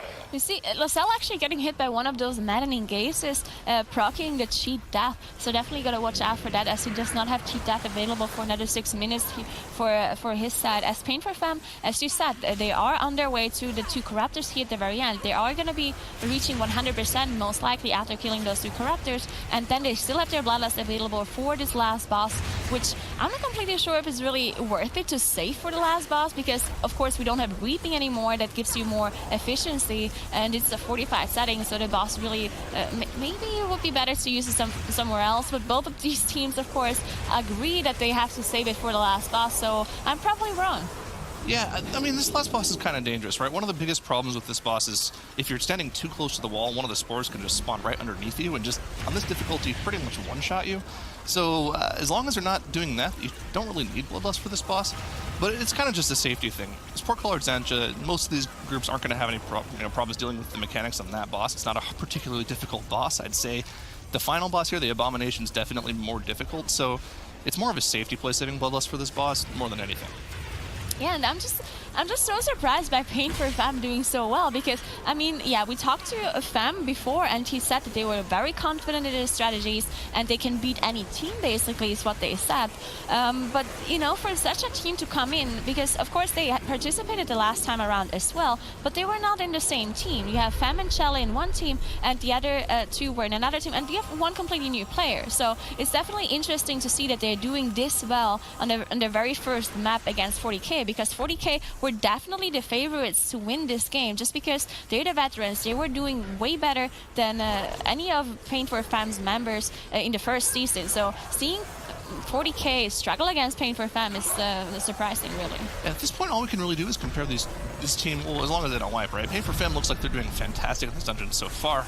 And all we can really do at this point is compare them to Abrakeydabra. I believe their time was in the low 16 minutes. Maybe Sierra will come up and verify exactly what the time was for us in a bit here. But I mean, they're on par here. I think one thing to remember about the Abomination is you don't actually deal any damage to the boss, you deal damage to his energy bar, and once his energy bar fills up, he spawns 2 of those blood visages. Every time you do that, you take a third of his HP off. So if you're new to the game or haven't done this dungeon, that's why the boss's HP isn't moving while they're hitting him. They only have 1 more energy bar to get through, then those final visages will spawn and the boss will go down for Pain for Fem. Yeah, Pain for Fem doing such a good job, really, such a clean run. 0 deaths, very efficient throughout, because if you look at 40K's side, they haven't been playing bad. They also have 0 deaths. So just Pain for Fem having a more efficient strategy throughout the dungeon, just being slightly faster, slightly more efficient. So really good job by Pain for Fem winning this first series against Zyro from coming out of Fly Me Out with the Holy Paladin. I think it's going to be pretty costly for them later. But, you know, I mean, they knew what they were up against. They knew coming into this what the affixes were and what they practiced. So we'll see exactly how it pans out for them as both teams mirrored on each side, of course, use one of those mass shrouds and get in on the action into the main area of Motherlode. Is that... just use a buff right away on the... Okay. I don't know how Holy Paladins work anymore because we haven't seen them in a year, but that's fine. Both teams are doing a similar pull here. And whenever we go into Motherlode, we're talking about how many of these giant peacekeepers they can pull at the same time. They give double mob count, so every team strategy in this Motherlode is pretty much pull as many peacekeepers as they can. So, like we normally see in this dungeon, massive pull, as many peacekeepers as possible, pop the Bloodlust, AoE everything down. We see that likely that Devo come up, of course, out of Elsamir there on Fly Me Out. We did have 2 pulses go off from the Void Emissary. We don't know that it's stationary, does not have an aggro table, and constantly pulses AoE onto the group, giving you a 12-second debuff that increases your subsequent cast damage taken by 50%. So if you're getting to that 3rd cast, Zyra, you're pretty much dead as a group there. So we have to have that raid, or in this case, party C there for them to stay alive. Fly Me Out is just, of course, rounding up as much trash as they can. Zyra, we know from last season, the name of the game on this map really is get that Bloodlust in early, do as much trash as you can until your Bloodlust rolls around again, and then get in on that first boss with it.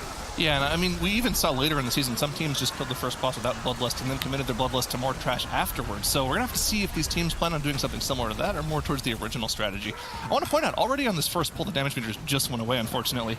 Ellesmere was doing over 50k DPS on that first pull. JB's only pulling about 20k, so that's already one of the strengths of Holy Paladins right now. Yeah, you know, I talked to Sierra a lot. Sierra, of course, is a big fan of that Holy Paladin play, and one of the major advantages to the Holy Paladin is the immense amount of offensive value that they can bring to the group. So we're looking to see that, especially when those wings go up throughout the dungeon from the Holy Paladin, just providing as much support in that sense as they can. Of course, the rogues on either side chewing through the rest of this trash with their Blade Flurry, getting it down as quickly as possible as they move over. A lot of attention needed for the trash here, especially in this fortified setting, Zyra. We know there's a lot of danger. That is not just about the tank here. We have the charges going off in various directions. We have the mech jockeys with their grease gun in various directions. We have to interrupt the ice spritzers as well. So a lot of attention needed here so that your group doesn't get gibbed.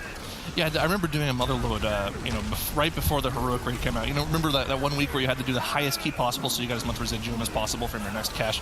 We did like a 23 Motherlode that week. It was miserable. But one of the things Lighty was saying, I was running the dungeon with him, is one of the problems they almost always run into is actually this pull right here where they have multiple addled thugs. If these enrage and they all target the same person, you just die. There's nothing you can do to live that. Even through cheat, you just die. Especially if you don't interrupt their inhale vapors and they go and completely vape nation on all of the group and then just charge off with that 50% increased damage buff. A lot of damage coming in. Fly Me Out has, of course, pulled some of the trash into one of the houses here, making sure that it's all condensed nicely in a corner as the explosives are easily dealt with by the rogues on either side. Fly Me Out now 27% trash on the board and 24 for Method and A. It's really weird, Zara. Every time I kind of glance down at the percents, I'm like, oh my god, they beat the 20% mark. Where's the reaping? Oh, wait, it's all gone. We're in the beguiling now. Yeah, I mean, I haven't done enough dungeons in the past few weeks to like kind of swap from reaping to beguiling yet. Every time I see one, I have to like remind myself, what's that called and what does it do again? Because I'm not used to it all. I've been on a raid for the past 4 weeks. It's ridiculous.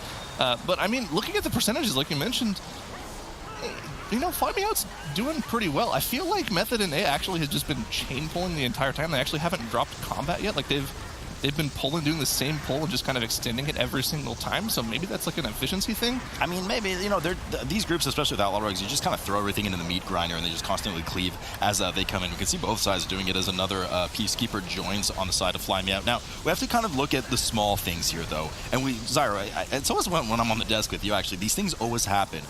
We already have 2 cheat deaths down on the side of Fly Me Out. And Samir dropping to 6% there, but no death. But we already have 2 cheat deaths down for the Rogues on Fly Me Out. So everything looks pretty neck and neck, but we've seen just how costly those things can be in a team where there is no battle res available. They're playing in hardcore mode, so to speak, right now. And one of the question marks in my head that I'm looking at this team comp with, and all of this trash, this is fine. This is pretty much what we see all the time out of this dungeon.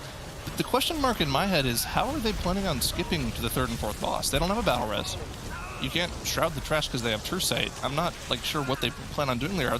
They can't just take the 2 deaths because they have no way of raising the healer. So, I mean, maybe they're smarter than me and they have a way to figure it out. I mean, I believe they actually messaged one of our casters and said, we figured it out, but I don't know how they're planning on doing it. I would expect a vastly different route coming out of them, quite frankly. That maybe they just don't do the typical 80-ish% trash before the first boss, and they have to kind of power clear some of the trash. We do know a bit of the trash, especially the Echo Blade, for instance, in the R&D wing after Azarok, the second boss of the dungeon, has received a bit of nerf, so there's kind of a bit of leeway there. But I mean, nobody likes dealing with the third boss trash or the 4th boss trash at all. So big potential. Typical advantage coming in for Method and A here with those skips as they reach 51% trash. Fly Me Out now at 47%, finally dropping combat for a moment as they just toss some more mobs right back into the meat grinder of Outlaw Rogues here. And it looks like Method and A has just very slightly pulled ahead in trash percentage here, just being a little bit more efficient with how they pull their trash. And that's pretty, that's pretty considerable, looking at the damage values for both of these groups. Like, looking at the overall damage the teams are doing, I feel like Nerf is doing more than Suffer's doing, but Ellesmere is kind of, balancing out by doing maybe double what JB is doing in terms of overall damage. This Holy Paladin, you got to look at that damage value on AoE. They're doing a lot of damage. Actually beating the tank right now as Suffer just dips below Elsamir, who's topping over at over 60k DPS on this pack right now. So certainly getting as much work done and having a lot of trust in the tank right now, who actually heroic leaps away, making sure that there's not a final blow once he reaches sub 10% health there from that Peacekeeper. But they managed to clean it up, and Fly Me Out hits about, should be about 55% in a moment. Method and A dealing with a double, triple Peacekeeper pull. Now, we know from the last season, Method and A is a huge fan of doing like a massive pull with 4 or 5 Peacekeepers. It looks like maybe that's the pull that they're doing here, but they just evaporated the ones that are already there. 3 of them already sub 20% HP as the 4th one comes in. Yeah, I mean, like you mentioned, the 4th one did come in there, and this is just kind of Method and A. I feel like both the Method teams have a very good strategy in this dungeon. They were always a little bit above everyone else, maybe Abra coming in like a pretty close 3rd, but their strategy in Motherlode always seemed like it was one of those strategies that kept evolving from week to week, and I feel like this is just kind of one of their best dungeons in terms of overall strategy. The fact that Fly Me Out is even close in terms of mob count right now is pretty impressive. It is impressive, but I mean, I'm still so curious as to what's going to happen after Azarok once Fly Me Out gets there. They're about to hit 60% trash, not far behind Method and A either. Both teams, of course, now dealing with that enchanted emissary on the side, want to make sure none of the mobs are within that dome, or similar to my dome, apparently, according to Jack. Otherwise, you will be reflected 200% incoming damage. So any damage will punt them back, or any some types of CC work. Of course, you can't hard CC them, you can't root them, but you can stun and punt, etc. So Fly Me Out pulling the rest of the trash into the coin-operated Crowd Pummeler's room here and getting ready to pull that first boss, as Method and A still chiseling away at trying to get to their 80-ish% mark before going on there. I was about to mention, I wonder if they're just going to pull us on top of the boss and cleave it, because we've seen so many teams do that here, and of course, they just do before their Bloodlust is available, so it looks like they're probably going to be planning on using that second Bloodlust, hopefully for a massive trash pull right after the boss, but we'll have to see. But once again, we've mentioned this a lot. This looks like it's really efficient in terms of cleave, but there's a lot of kiting that has to go on here. You know, they might not get efficient cleave all the time. And on top of that, you kind of want to make sure you're focusing on the boss when it has the damage amp. So I'm not really sure how efficient this is. It looks like it might be. This all comes down to the tank. If the tank can just plant there and face tank everything without the need to constantly kite, the team will get very effective cleave out of this. Now, one thing I did want to mention, we just saw on the side of Method, and actually both teams, is that it's a recurring theme will happen throughout the cups as you'll be exposed to them to a chat. What's going to happen is that some of the emissaries are not actually linked to the trash beside them. So you can, if you're good enough about it, you can pull the trash without aggroing the emissaries on the side, something that we just saw with the enchanted ad before the boss room here. So you just don't have to deal with them at all. Of course, you won't get the mob count out of it either, but sometimes they are a pain to deal with. And like we mentioned here, because they're having to focus on cleaving down both of the Peacekeepers, Method and A has caught up already on single target damage, because they don't have to worry about healing, they don't have to worry about cleaving ads down. They're just single target pummeling the pummeler, and they pulled ahead already. Pummeling the pummeler indeed. Huge amounts of damage coming out. Now, Zara, we've also talked the advantage of the burst damage coming in from Windwalker monks on this boss, particularly because of those bombs coming in and debuffing the boss. 50% increased damage taken per bomb, times 3 bombs. I think that's like 150% or something, Zyra. You know, we'll have to check back on that math later. But the bigger deal here as well is just the group synergy in terms of buffs and debuffs is better on Method and A. Lighty provides that 5% increased physical damage taken on everything he touches. Elsamir provides no such buff, and they're running 3 rogues on top of it. So you're just going to start to lose ground, especially against a team like Method and A in terms of raw damage output. Yeah, according to my calculations, I think they're doing about 5% more damage, I believe. My That's how that math works, which is, you know, pretty, you know, it's a lot of damage. I mean, I believe whenever the teams were talking about what a Windwalker provided in terms of overall DPS in a dungeon, they said it was about 10k, which is pretty significant in terms of AoE damage. So it is significant, and I believe we've also seen some teams running Brewmaster Monk instead of Prot Warrior, because the 5% increased damage versus the extra 3% you get on top of the scroll from the attack power buff is, you know, it's a lot more significant. So we've seen a lot of differences. We just see a Void cast going off, almost killing 3 members of the group, but it's technically fine. It's pretty typical that you see 2 casts go off from those Void emissaries. Now, you have to kind of bunker up and get ready for that second hit to be very substantial, and we already saw one of the cheat deaths proc there from Zerus, so just making sure that they stay alive through that. Not going to have that cheat death available again for 6 minutes. It's Method and A says, you know what, don't care to deal with all this trash. We've seen this in previous seasons. They just stealth right past everything and up into Azarok's room, getting ready to pull the boss. They are at 12% remaining. Fly Me Out has dealt with the majority of trash and actually popped committed Bloodlust to a fairly substantial pull. We could see the enchanted emissary getting punted on the side. Well done by the team there, as Zerus keeps his back to the mob and constantly helps damage it, keeping it away from the rest of the group. Huge amounts of damage coming in for the group right now, as our eardrums are being shattered here by Azeroth, smashing the earth and making sure that Method and A goes no further. I mean, I've got that Rock Boy for my Condensed Life Force now, and he doesn't make that kind of noise for me, so I don't know what that was. But something important to mention about Azeroth, this boss was changed this patch. They added in a new mechanic to him, because before, once you dealt with these 4 Earth Rangers, the fight just became single target, where you'd have to cleave down 1 at a time. Instead of spawning 1 at a time, you now spawns 2 at a time afterwards. So you kind of have to make sure you're actually kiting them around and cleaving them down afterwards. You can't just kind of, you know, passively cleave the 1 ad down. That you are right, 2 rocks are better than 1 there, as Method and A gets to 41% on the boss and actually pulls the trash behind them, consisting of course that mini boss, if I'm not mistaken. He's fiddling on in there. Yes, indeed, Taskmaster Ascari at the bottom of the screen there will provide an AoE damage reduction to his fellow trash mates should they be in range, so you kind of just kite away from that because he is stationary during it, just to make sure that you get that effective cleave coming up. Bit of a spread of mobs here as one of the Earth Rangers starts hitting Yoda in the back. He tries to run away and be as efficient as possible by keeping it on top of the boss to maximize that cleave. Fly Me Out finally getting to the boss, same trash percentage, and the boss is now 88%, but they committed their Bloodlust earlier onto the trash. Now, Zyra, I don't know, we're getting to that break point. I'm kind of excited. What are they going to do to skip? They had 12% trash left. Well, let me see. It's 1 p.m. I woke up about 5 hours ago, so I'm kind of starting to wake up just a little bit here. Okay. And I think, Ellesmere goes down, and here's the problem. And the battle rest comes up. Oh, wait. They don't. Okay, here's the thing. If he was on Underrot, they still couldn't battle rest him. That's true. Either That's way. true. But that being said, okay, so here's the thing. Not that much happens the rest of this fight. Like I mentioned, 2 ads spawn instead of 1, but when you're running this triple outlaw comp, you don't really, have to change your strategy too much. The only thing I'm worried about here is they only have 1 of the reposts available, and if the other 2 rogues that don't have repost available get fixated, they could have a problem cleaving these 2 ads down, so I'm not sure exactly what they're going to do. They should be able to get this boss down. It'll just be a little bit less safe. Yeah, I'm slightly worried about Suffer's health, but it seems to be increasing slightly. He could be running the trinket that we see from Lady Ashvane, one of the bosses, one of the very thick bosses present in the Eternal Palace, which essentially gives you a healing over time effect over 3 seconds. So off to, Zyra wants you. You know what, Zyra, why don't you take over? I'm really curious to see if he's wearing that trinket. I'm not sure. I mean, when I was looking at the tanks before, almost all of them were running edicts plus a stat proc trinket, so I'm not sure. I mean, he could be totally running that.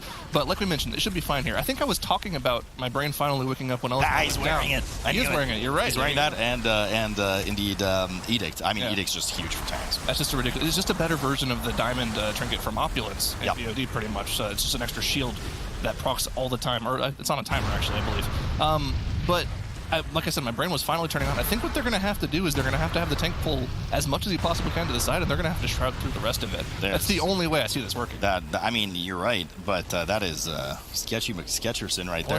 Let's see. All eyes on Fly Me Out right now as they try to do a no Night Elf skip on this trash. Suffer running in, indeed grabbing as much trash as he can and pulling it over to the left side as the rest of the team engages as well. So it looks like we've kind of debated the chat here. This is actually the pull they're trying to do to finish off their percent, but just so much damage coming in as Suffer and Ellesmere drop sub 50. We can see that forbearance up on Ellesmere already as he popped his bubble to make sure the group is nice and healthy. Echo Blades going left and right as the group gets punted all over the place. Explosives going off right now, and Suffer has suffered just a bit too much damage and goes down. Ellesmere following suit, Maui as well, and both rogues going down, and that is a full team wipe coming out of Fly Me Out. So unfortunately, they're going to have to fly back out here and try one more time as Method and A is already working on Rixa and has reached 2/3 HP remaining.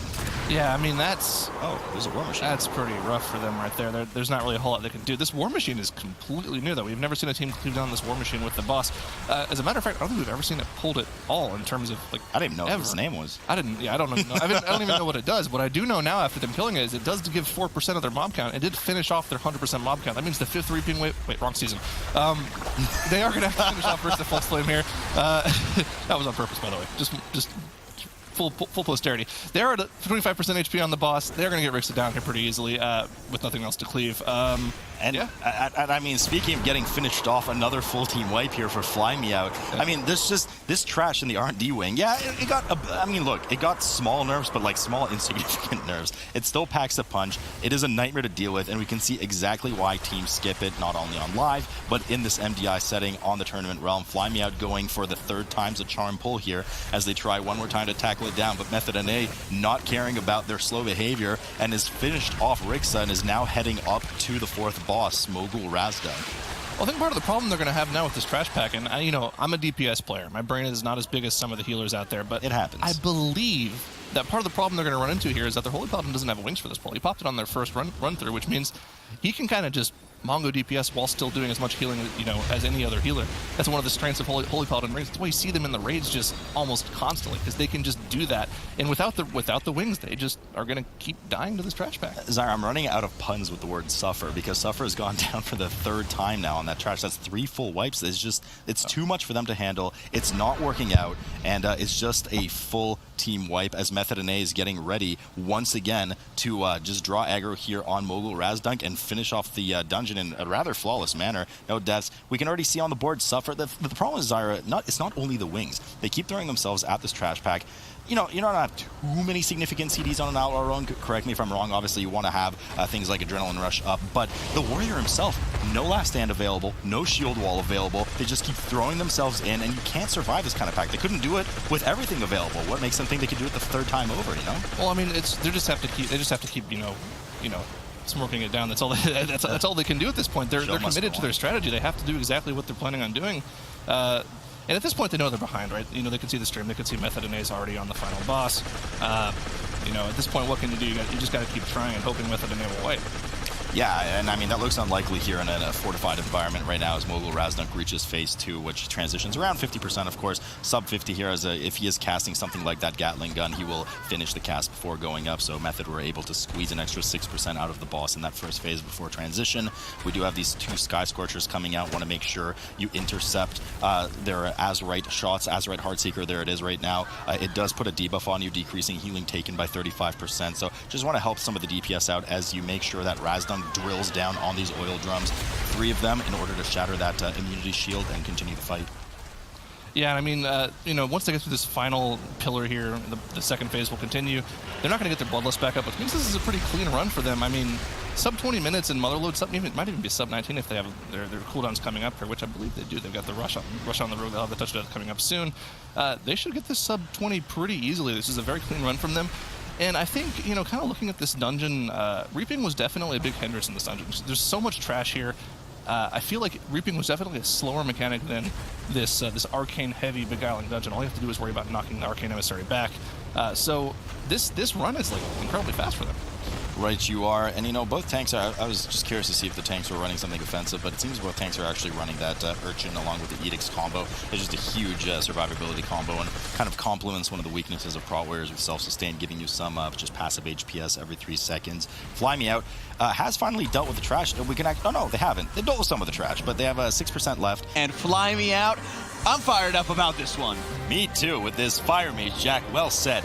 Now, coming out of the... Zyra, I'm going to be... It's exactly what we were just talking about. You know, the rogue nerfs coming in the next week are going to start to perhaps trend set some more comps coming in. There's a lot of classes that are very strong on live servers, and I'm not talking just about pushing these really high keys. I'm talking about doing these 15, 16, 17, 18 keys. You're going to start seeing some new classes coming up, and just look at the damage coming out of that Fire Mage. 500k, 600k DPS right now, as he just melts all of the trash on top of that first boss, not waiting even a moment to make sure, but Suffered having a lot of damage. There comes Lay on Hands. Forbearance is now active on that tank. No more Get Me Out of Jail free card as we get the Ice Block down as well, but Suffered, it was just too much to handle right now with the last 2 Silk Crabs. Did not have the Freedom available. Actually, Freedom had just come up, but just too much to handle. Had his max health decreased, of course, Zyro, from those Crocs, and it's a good thing they didn't pull that one on top of the boss, but I mean, just that Fire Mage, man.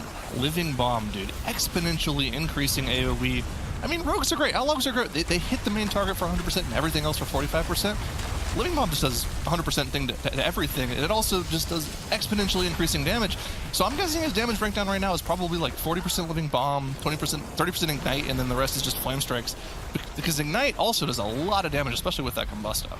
Yeah, and it's so weird. I'm looking at the party frames right now. I'm like, what's that icon? Oh, that's Arcane Intellect. I haven't seen that one in a while. So everybody has some nice Intellect buff. And, you know, those rogues with their DPS brain, they need all the Arcane Intellect they can get as they pull the first boss here. Sand Queen, 13% trash on the board for Fly Me Out. 31% left on the boss for Method and A, but they have a bit less trash. And, of course, they still have no deaths. So we have an extra 5 seconds that Fly Me Out needs to conquer over. But, you know, we did a bit of sloppiness coming out of Method and A as well. We did see Shakib earlier proc his cheat death on the trash combined with the boss.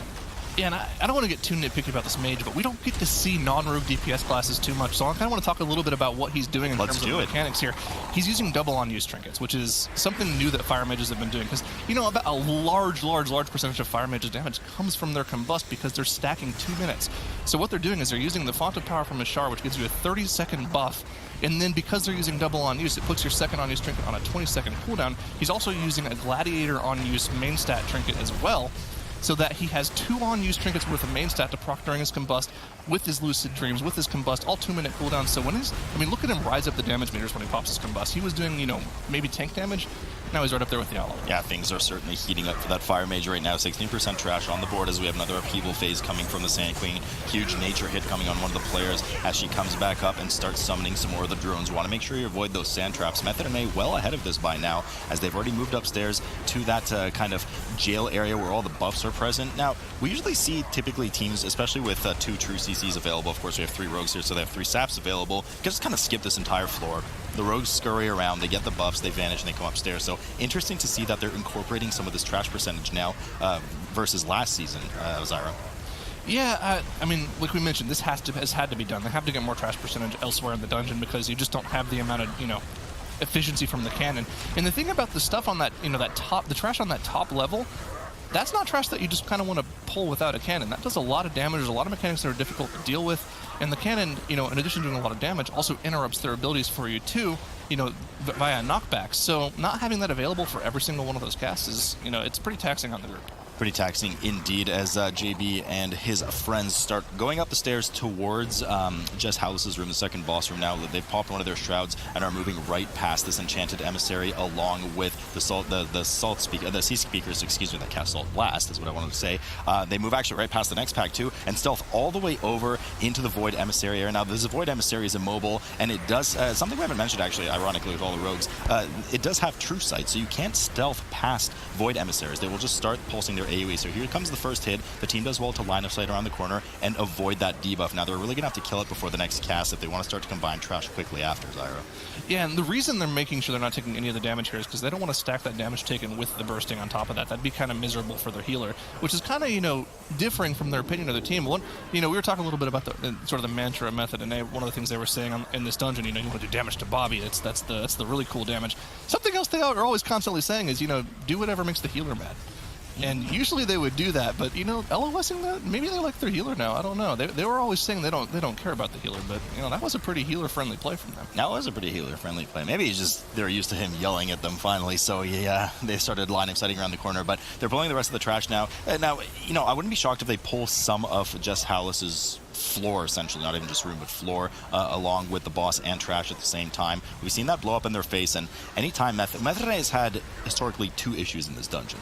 One is Jess Howless encounter in the second half, combining with ads, especially with something like either Sanguine or Explosive. So we're about to see if they're overcome their first issues from last season. And the second one, as we know, some of the misplays on the final boss. So that one is a fair ways off. We'll get to that final boss at some point in this dungeon. A lot of damage coming in and Fly Me Out right now from that Void Emissary as it finally teleports away. They're in the same floor and same corner, opposite corner of where Methane is right now. But Methane, once again, just already started on the boss and ahead on the trash. Yeah, Methane has just been more efficient going through this dungeon the entire way through. They're killing the trash more efficiently. They're killing the bosses more efficiently. And, I mean, look at all the damage they're taking on the side of Fly Me Out, too. Methane avoided all of the damage from that Void Emissary. Fly Me Out took 2 casts to the face. So that means they took a 1-stack to the face, which did almost all their health and damage.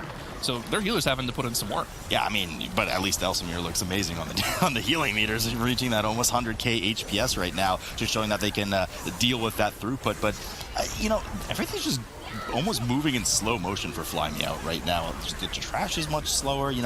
We kept touting the mage. I mean, look at the mage on top of the meters yet again. But, everything just seems to be dying slower, being pulled slower, not as aggressive pulls. So FMA very well practiced here as they've reached their second phase, one of the choke points for the team right now. Fair bit of damage coming in as bursting starts to parade all over the team. No problem for JB as he heals that dot up, and they all line of sight the flashing daggers cast.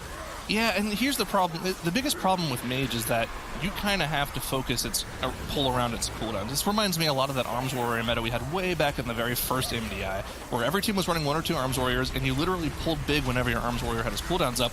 They kind of have to do that for the Mage, but because they're also running 2 rogues, it kind of seems, they have to do really weird pulls to make that work.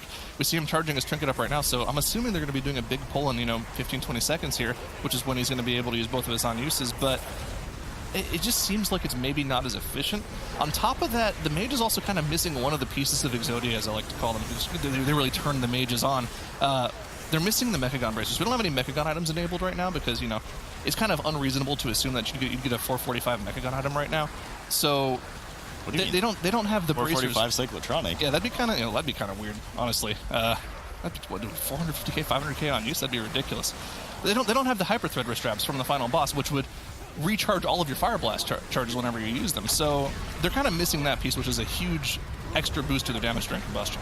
And actually, I misspoke earlier. I got completely overzealous and debated. I totally thought Fly Me Out was already on Jess Hallis's floor, but they were on the floor below dealing with one of the Void Emissaries, which mirrors the floor above it. So I'm just so not used to seeing people do that trash, but there they were. So now they are on Jess Hallis's floor. So they're actually even further behind than I had anticipated prior. Method and A doing a fairly large skip and just run over through all of the top trash above Jess Hallis's room and getting over to the cannon area. Now, cannons. We reviewed this before, but just quickly, cannons are not unlimited shots anymore. You get 5 shots, 20 energy each, and cannon starts, of course, at 100 energy. They do not affect emissaries either, Zyra, so you have to make every shot count here. Yeah, and correct me if I'm mistaken, but I don't think Method has used a single shot. Well, they might have used one. If we see another shot going off right now just to finish the mobs off, but they're definitely going to, you know, we saw, well, I can't say they're definitely going to do anything because we don't know what strategy they're going to run with, but based off of what For Fem and Fourty K did earlier, they're probably planning on saving the rest of those shots for some massive pull that they plan on doing here.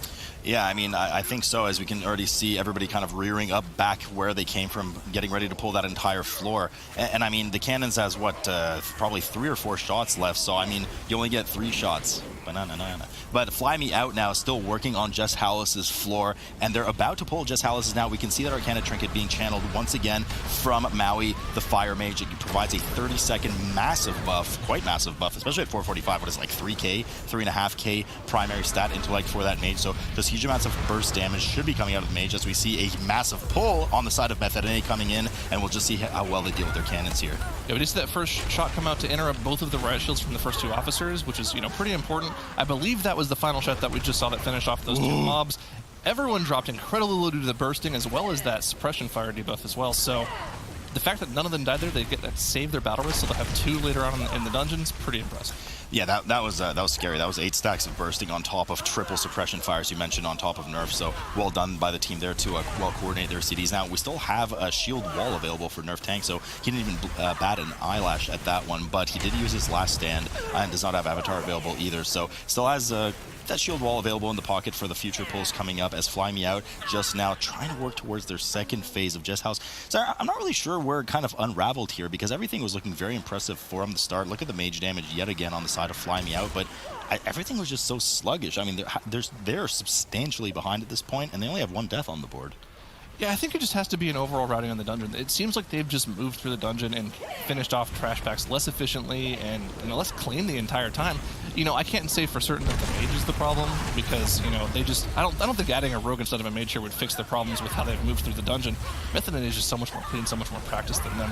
Something that I'll mention about all of these players on the side of Fly Me Out, they've been around in the NA Mythic Plus scene for a long time. They've always been there. They've always been good players, but I don't think any of them has ever been like, you know, the top ranked player. They've always been just like just below the Method NA style of teams at the top of NA. And to see them make it to this tournament and even put up this kind of showing is pretty impressive from them. I believe actually Suffer and Maui were the 2 people I played with when I first got into Mythic Plus Dungeons back in the day, so I have a lot of respect for these guys. All right. I mean, yeah, no, certainly. It takes a lot of time to practice. Method and A didn't just start overnight and become one of the best team, actually the best team right now as far as standing and previous prizes go for the MDI. So, you know, teams have to start somewhere and they have to keep together and get well practiced throughout the season. As we see Method and A, of course, here skip over that barrel that's about to explode and get ready for Knight Captain Valeri, the 3rd boss of the dungeon, where we saw 40K have a bit of hiccup earlier. So hopefully no troubles here for Method and A. Fly Me Out about to finish off Jess Hallis, the 2nd boss of the dungeon. 54% trash for them, and we'll see if they decide to do any skips coming up before they get to the cannon. And this looks like it's just going to be the recurring strat for a lot of the high-end teams here. Use whatever cannon shots you can to get most of this trash down to like half HP, and then just finish it off with the boss. I mean, I still don't think this is like the best thing to do. Maybe 40K just didn't pull it off as well as they have in practice. It didn't look that efficient. It almost looks like Method and A is more focusing the trash down rather than focusing on the boss, which is definitely the play in my opinion, because that allows you, once it's done, to just kind of only focus on the boss mechanics and single target it down. These rogues are running a completely different Azerite set this time around as well, by the way. I kind of want to mention, I think it's been mentioned at all today. They're running triple Ace, I believe it's Ace. It's Ace. It's the one that increases your between the eye damage, which gives you more single target damage because they don't really need more cleave damage.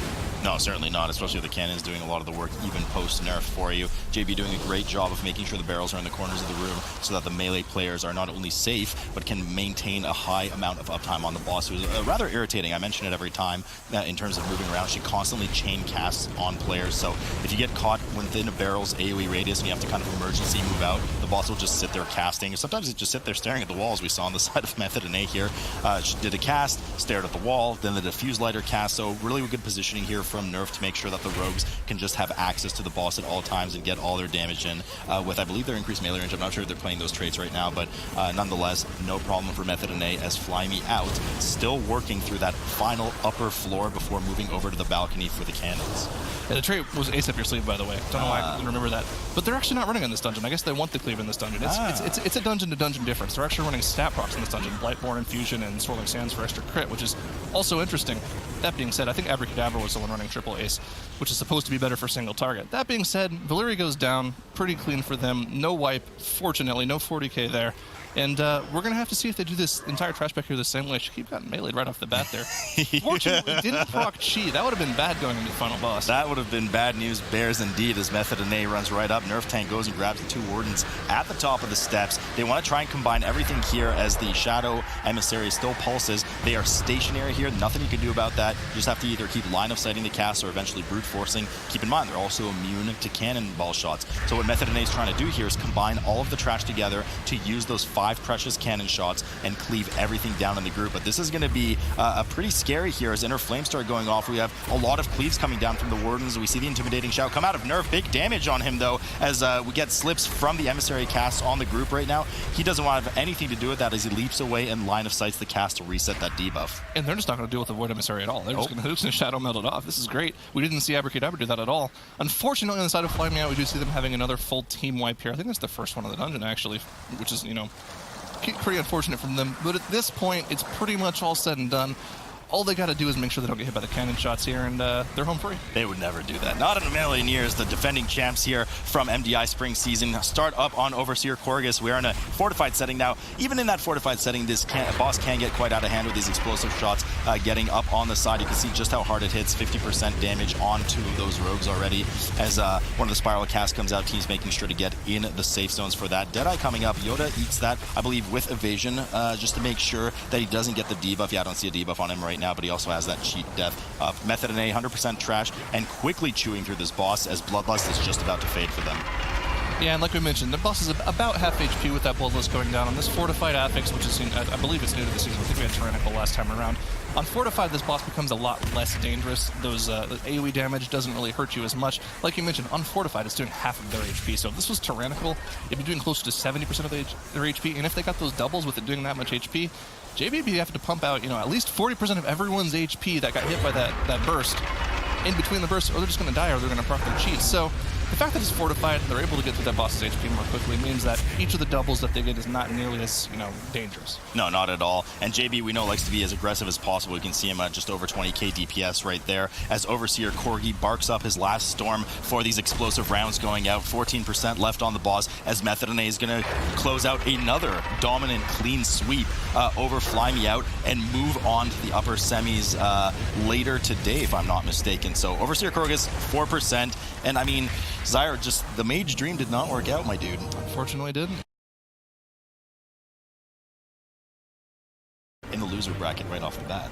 It's a fair point. Let's take a look at it as we go into Game 1 on Shrine of the Storm between Method EU and No Girls Allowed. Sierra here for the first time. Pleasure to be here for your debut casting as we see typical Sierra coming out of both teams right away. They snap the position of all the caster mobs onto that Brazier right now, making sure to get that Enchanted Emissary well punted out of the group. One of the things that I love to see right here on the side of Method EU, Zalia doing a lot of damage compared to Adel, maybe playing a little more offensively, just a bit more aggressively. I think this is something we're probably going to see throughout the entire dungeon is, although, you know, you might not think healer damage matters, and that is a very common theme perhaps that we've seen on the desks previously. I'm a big fan of it. I love to see healers being aggressive as they possibly can, but not at the detriment of the survivability of their team. No, I mean, not at all. But we do know Azalea is a master and absolute lover of being a very aggressive healer. So if the team can pull it off, they've just masterminds in doing it, he will get that advantage wherever he can. But, you know, this time already, right off the bat, a bit costly. Mirrors did proc that cheat death in the pack previous. We did have one of the emissaries of the Tides, that prevents CC in there. But all trouble here for No Girls Allowed, as Trell unfortunately does fall, causing Dilemma to proc his cheat death and finally fall as well. Undad has proc cheat death and fallen too. Sistara starting to follow suit as Edelweiss goes down, and it looks like technically a full team wipe. But a bit of issue here right now on the side of No Girls Allowed. So, you know, that pull went a bit south for them, but I think we have a bit of trouble here, Sarah. So it looks like we're going to have to restart this one for the teams. All right, and we're going to be coming back to the desk onto that one. Thank you so much on that end, Salute. Had a bit of technical difficulties, so we are going to be looking at having that restart rolling out in just a second, and then be able to get back into the game as quickly as we can onto that one. And thankfully, we weren't really too deep into that one, Salute. No, I mean, absolutely not. But thank you so much. Just off the bat, I mean, we saw it's really hard to read too far into it. Just as you said, Jack, we were just at the beginning of the dungeon, but we already saw a bit of, you know, like mirrors proccing that cheat death, casters going left and right with emissaries of the Tides. These are just nasty pulls. We all know that Shrine of the Storm is an incredibly dangerous front-loaded dungeon from a caster perspective.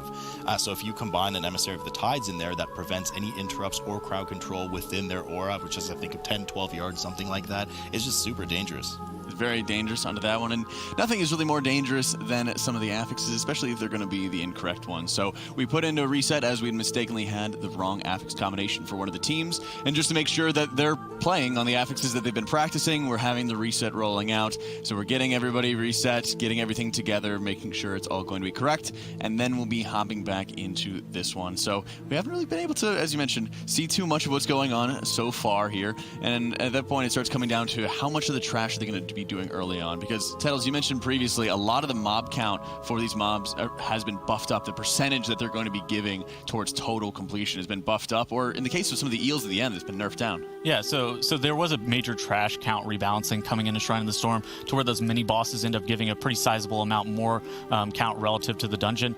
In addition to that, it is also this teaming setting that we actually are seeing whenever the affixes are applied. So it's going to be pretty challenging for the comps to just like get full count across the whole entire dungeon without pulling any of these mini bosses, because in seasons past we've actually just seen them avoid them pretty much at all costs because they were incredibly dangerous. A lot of I know Windspeaker Heldis, her Gale has actually gotten its damage nerfed a pretty decent amount as well. It makes it pretty non-dangerous now, so you actually see a lot of teams actually pulling that with AccuSeer and using that ward that gives bonus haste in order to be able to get some damage up too. So we're going to see what teams end up doing there. Yeah, we saw a couple teams pulling that into AquaSir off the start, so very interesting to see if that is going to be what others will follow up and do. But let's check it out right now as we're all set, ready to go between Method EU and No Girls Allowed. Sierra, fantastic to see you here. Of course, for the first time casting this Shrine of the Storm between these two teams. Right off the bat, both teams, as we saw in that previous misstart between them, right on top of that Brazier immediately to make sure that they get all of those mobs snapped on top. Rogues are doing their work with Tricks of the Trade as we see immense amount of damage start piling up here from now the Warrior tank over on Method EU, and of course the Rogues starting to catch up soon. But once again, Sierra, I mean, look at that damage I was coming out going of to say, Zaylia. I just want to stop you there and just focus on Zaylia's damage right now. This is absolutely huge. You know, when we talk about healer damage, you maybe think about Disc Priests, you maybe think about Paladins, you more think of Druids as raw healers, but the damage they can do is absolutely massive. You know, you look at the trinkets he's running these very offensive trinkets, traits as well. He's looking to do as much damage as he can, get as much time off that timer as possible. They're doing a very nice pull here, relatively sizable. If you look down on the bottom left of the screen, you can see that they've got the Tide emissary of the Tides out there. Unfortunately, it seems like a few little sloppy deaths, which is not what they want. Frag pocking the cheek death. Yep, he's going to go down as well. I think now it's back in the pull. This could still be something salvageable. I don't think this is just going to be the end of it. But this is not what you want. You know, they had a few sloppy mistakes at the beginning of the last try, and it seems to have carried over into this one. Maybe shaky nerves. Maybe they're just not feeling it today.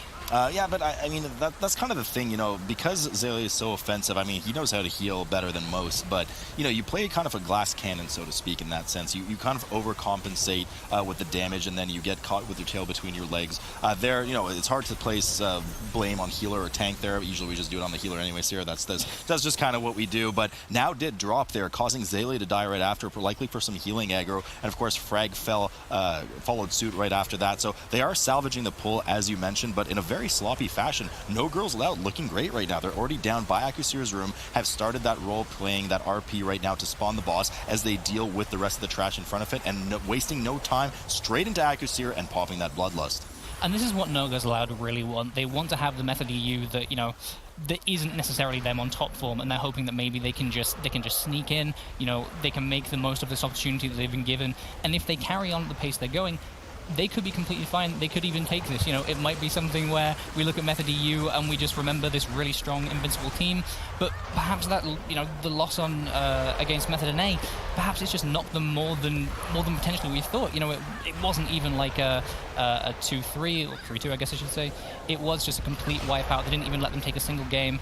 And for me, you know, this was all about rebuilding confidence for them. This is something where they had been knocked, and they're trying to get back up. You know, they're trying to find their form again. And this really isn't going to help them, unfortunately, having these early mistakes and having that near full team wipe. No, yeah, not the best start for Method EU, but they're doing what they can to claw back into action right now. Akusir reaches 75% health on their side with 18% trash on the board. No Girls Allowed looking really good here, 22% trash on the board, hitting 60% and getting ready to get to that transition phase. Both teams very aggressively pulling Windspeaker Heldis on top of the boss. We do know that you have that Gale buff on the ground. We can see it right now. The player standing in, it gives you a 25% haste buff, so huge amounts of damage buffed on top of it, but really kind of just makes the healer be so, healers, both of them, be so attentive because of that constant AoE pulsing damage onto the group, Sarah.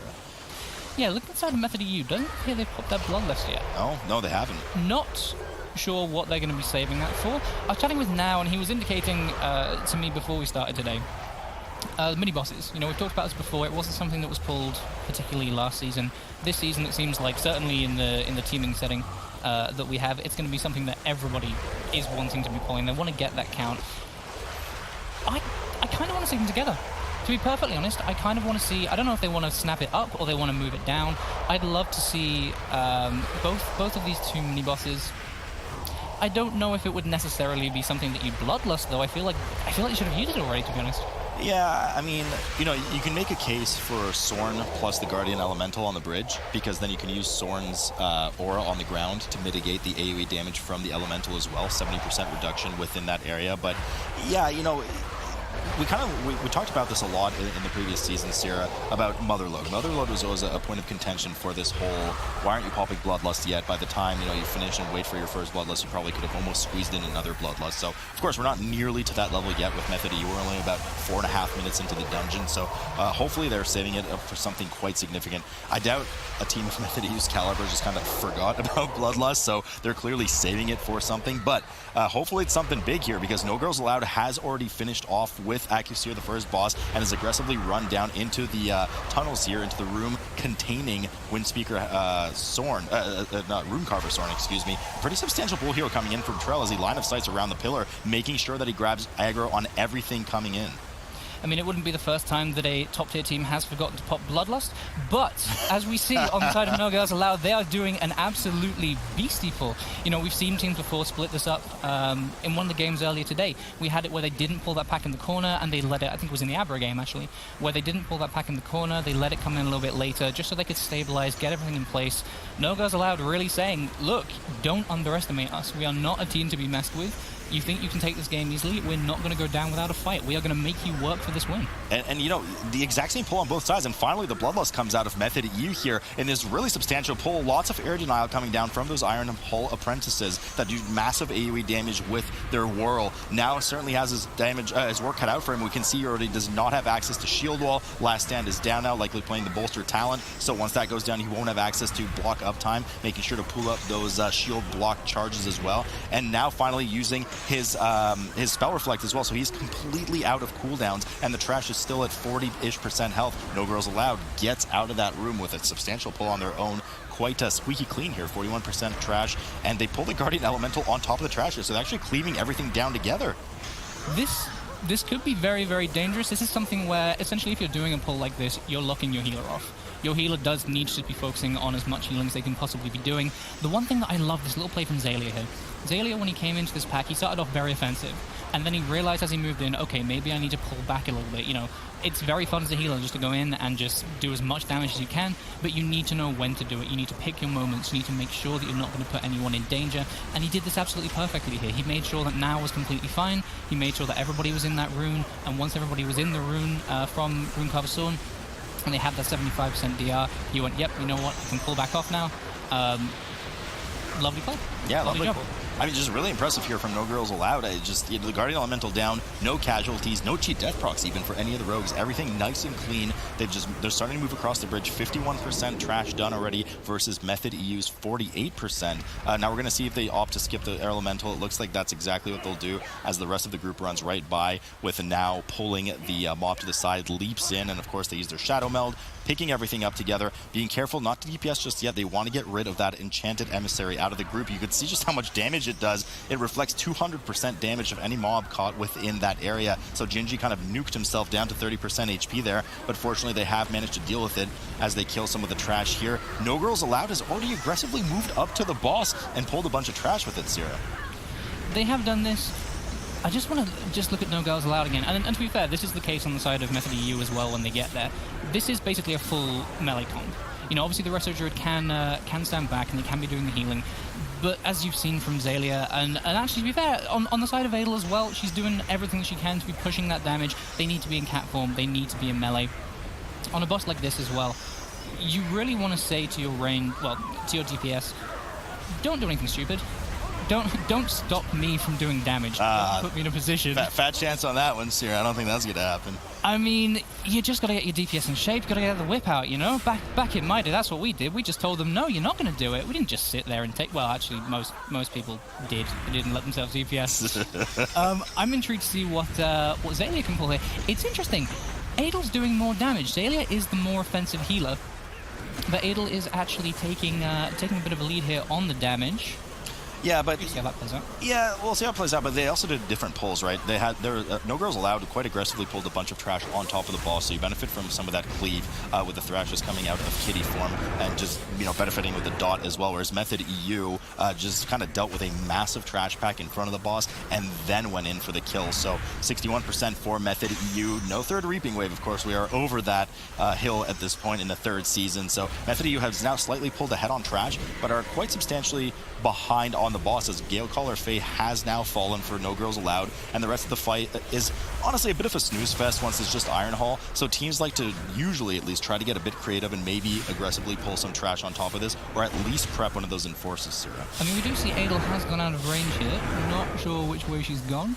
Probably gone over to the next trash pack. You can see her coming back in now. Is that going to be a Ritualist? Yeah, there's a Ritualist and an Enforcer there, looks like. Well, I mean, I see a bunch of skeletons, so I assume there's a Ritualist. So the thing about the Ritualist here, it is possible to not have this mob come over. So essentially, you've got this little lip. You can see where the Ritualist is there, just at the back. It will stay there as long as Adel stays in the right position. She needs to keep distance away. If she moves even a fraction, she makes a tiny step, that mob is going to stop casting and it's going to move towards her. So she needs to be really careful with where she's placing herself. That if she does just like right there, tiny little movement, and there she's just doing these tiny little left-right steps, and that Ritualist is going to come even closer and closer and closer.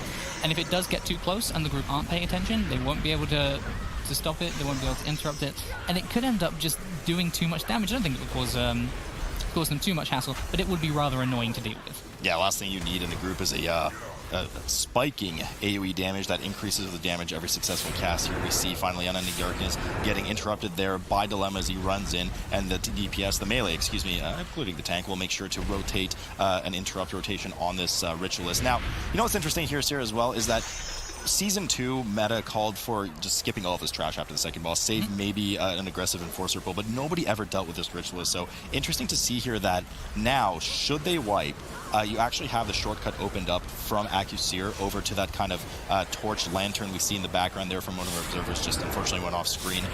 But on the flip side, you've also killed all the mini-bosses, so you can quite safely get through. So a lot less hassle or danger with wiping in the dungeon. But certainly, wiping is the last thing you want to do against a team like Method EU, who still finds themselves a fair bit behind, still 10% on Brother Ironhall, and they've not seemed to have prepped any aggressive pull post this boss, as No Girls Allowed just grabs everything together. There's 4 Enforcers in there. That is a lot of spike damage on Trell right now. Still holding on to his shield wall, though, goes sub 20% and finally commits the shield wall, starts moving around, getting away from these mobs within the 8 seconds he has left, and moves away entirely as Ursul's Vortex goes down from Edelweiss to make sure that it buys some space for Trell to get away, but still maintain interrupts on that Ritualist. Just looking inside of Method EU here, what you're noticing is they're pulling the pack that No Girls Allowed are currently doing, but they've also got a couple of Enforcers from slightly further ahead just to bulk up that count. It is teaming these to make sure they're killing lots of mobs, getting lots of percentage. I don't want to knock them because I feel like that they are doing extremely well right now, but No Girls Allowed just dealing with that one Ritualist on its own. I feel like maybe they could have found something else to pull with it. One thing I'd love to see teams do, and this isn't really something that has particularly been explored in the MDI yet, is with those lanterns that you mentioned, what you can actually do is you can use those lanterns like the same way you use the ones at the beginning of the dungeon. You can snap mobs onto there. So if there are mobs, say, across the other side, close towards Acquisier, you can drag those mobs over. So potentially you could skip those early mobs, and then what they could have done is then use those mobs, brought them over onto the side with that Ritualist, and just bulk that pull up a little bit more. Just make it so it wasn't one mob on its own, because as you can see, Method EU, in the same way that No Girls Allowed, took the opportunity they gave them early in the game, Method EU have now responded with, well, you've given us an opportunity to go forward, and we're going to take it.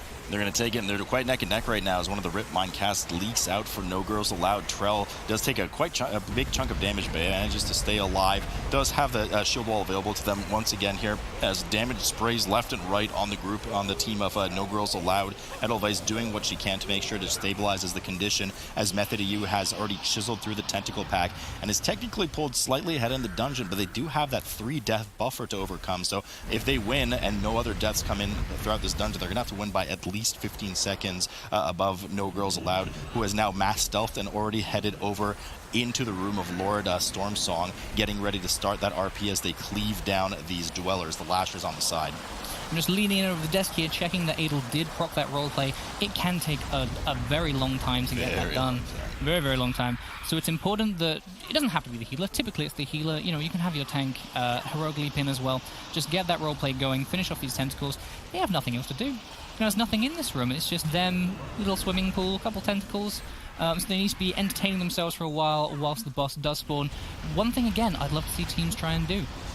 On the bridge, the mob stage just skipped, there is a snap spot. As you can see on the boss here, these little two pillars to the left and right. That one on the left there, the sort of swirly line, I don't know what you want to call it, if it's a tentacle, I guess we'll call it a tentacle. Quite accurate description, swirly line. The swirly line of stone. But if they do go onto that, then any mobs will snap spot there. It's just a nice, easy way of getting mobs across. Again, just beef out the pull. As long as you play this one properly, it's not that dangerous, but we've seen this boss go very, very wrong. Yeah, and the problem with snapping as well is it's not exactly a technique that is hard-coded to work properly. So we've seen snaps fail quite miserably sometimes when intended to do just that and try to get the mobs in range. We've had evasion issues with them, so perhaps it's either something they don't know about or something that they do know about and choose not to use.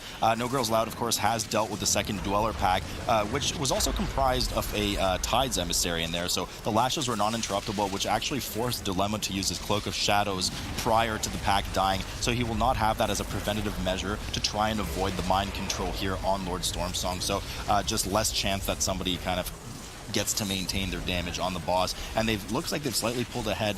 It's tough to say. I mean, they're a couple percent ahead on the boss, but they're a few percent behind on Trash, and they have the 3-death difference. This is going to be a pretty close one by the end of this.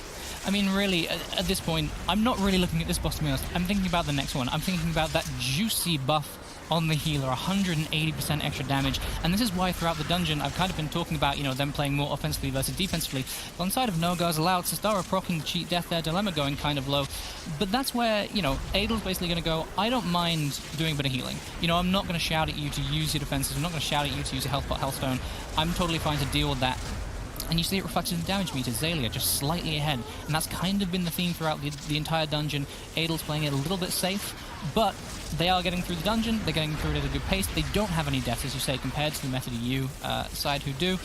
But on this final boss, it really will be all about the damage that the healer can do, how they play around that, and I honestly think that Xaylia's going to do more. But you know what? I would love Adel to surprise us and just go vicious. Just go absolutely savage, beast mode right at the end, and just do as much damage as possible and win the game for them. Well, I mean, if she decides to DPS, she has to go Savage Beast Mode because she has to go in cat form, so there's no other choice for that, as No Girls Allowed right now has just fallen behind. They were a few percent above in the 60s range, but now Method EU just stomping and storming through as Lord Stormsong falls for them, and No Girls Allowed still has 14% left on the boss, so Method EU doing whatever they can to claw back into action, and knowing that they need to overcome that 15-second difference because of the 3 deaths sloppily at the beginning of the dungeon. Speaking of deaths, the star goes down.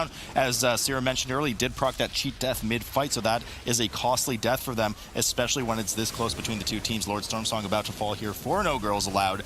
And now that 15-second difference between the teams has been shaved down to 10 as Method EU starts to peruse on through the jellyfish lane underwater here and get into Vikoth's room. Not They do it. Vikoth's siege. That was messed up, guys. I wasn't going to mention it, but that's fine. We styled it out. I mean, we've all been there with those jellyfish. The very first time we saw them, I can't be the only one who said, I wonder what this does, let me go and touch it.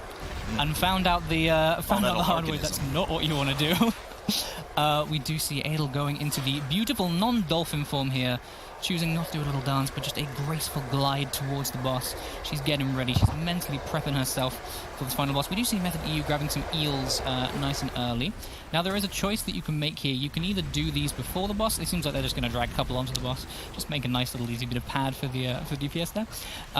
Or you can choose to wait until the healer does have that buff. And then once you come out of that downstairs phase, you can grab him in, you've got the extra damage. The healers don't really want to risk going into melee, though, at that point. It can be kind of costly, but you can still do the Sunfire spam. You know, it's 2 druids on either side, so it's not like one's a paladin where you'd have to go into melee to do consecration. They do have the Sunfire option available to them there. Seems like No Girls Allowed doing something very, very similar, just grabbing some abyssal eels in to make the pool very interesting. As Method EU go into the very first down phase. Into the very first down phase, and you know, Method EU's shown that they have just superior single target damage versus No Girls Allowed, and in the previous series where we saw Shrine of the Storm, one of the big shortcomings of the team was actually not one-phasing the boss. So it didn't matter so much in that series as they were already so far ahead, but here with Method EU not being too far ahead and still needing to overcome 10 seconds, it might come down to which team can actually manage, if any, to one-phase the boss. That could be the winning team right there, because that is a massive time sink needing to deal with this intermission. As Method EU finally gets out of this intermission, Xaylia is now stacked to 9 for that extra damage, and they start interrupting the 2 Forgotten Denizens, cleaving it on top of the Sunken, taking advantage of that damage buff before they return and we see if they one-phase it or not, Sarah. They do indeed. Now this, for a healer, this is probably my favorite boss and my least favorite boss simultaneously. It's absolutely just a blast to do. You guys do so much damage on this boss, but you are basically relying on your DPS to keep you safe. In the same way, it's kind of role reversal. Usually the DPS are saying, well, I'm going to stand at all the mechanics and you're going to heal me.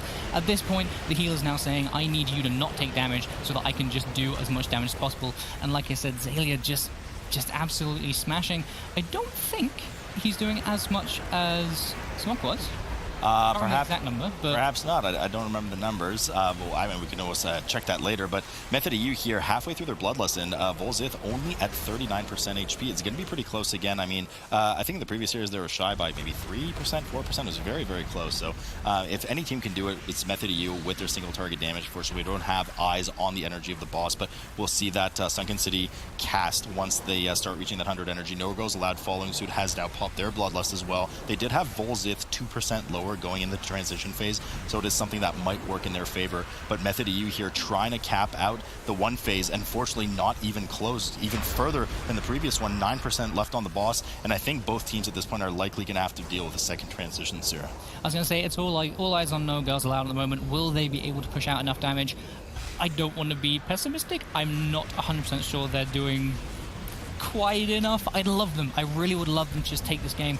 But for me, it just comes down to that one ritualist where they did that on their own, and they had that advantage and they gave it away. If they could have just bulked up that core a tiny bit more, just kept the momentum going, you know, they had it from start to finish. They were in the lead pretty much all the time. It's not over, though. It is not over, but Adel has just gone down, so they have just lost that buff. We've seen in one of the previous series, the Resto Druid's Mock did go down, and they still managed to finish the boss. But at this point, in the same way that Method EU at the beginning, it was just a little bit sloppy and gave them a chance to get ahead, this is the same thing. You end up with the Resto Druid going down, there's nobody that can res them, and Method EU are just going to capitalize this, finish up the heals here, and then they will take this game. I mean, they're going to take the game. And what a throwaway, unfortunately, by No Girls Allowed, who was looking to be fair. Not out of the question that, you know, we've seen it a lot in the time trials as well, Sierra. I'm sure you've been noticing that.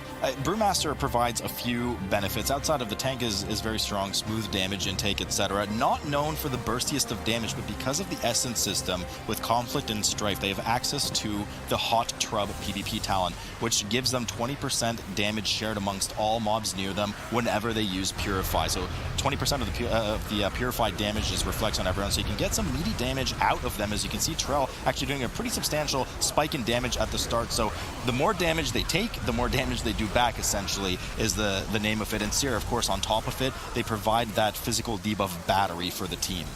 Well, immediately, I'm just looking at this and I'm thinking, you know, Adel in the last dungeon, we spoke about maybe not being as offensive as potentially she could have been. If you look at the healing that Now and Trell are doing, Trell is, you know, he takes a lot more damage, but he's also doing a lot more healing. This can allow Edelweiss to be way more offensive. But I love the Brewmaster play. But these rogues are dropping very, very low. Gingy and Dilemma both propping cheat death hit.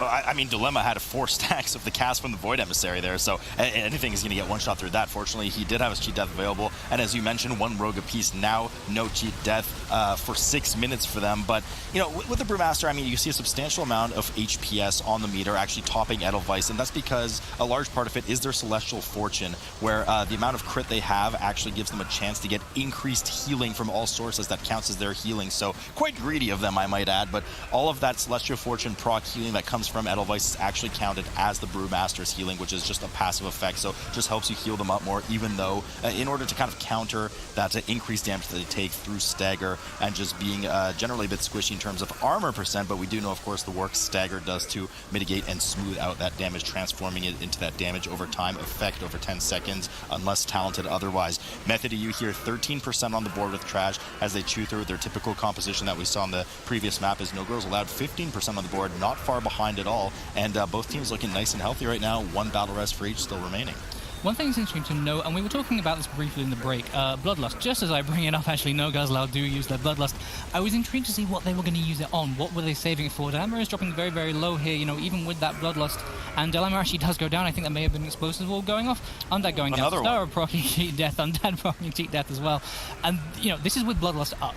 You know, if they had, I was going to say potentially I would have liked them to use it earlier, like in the same way that Method EU did.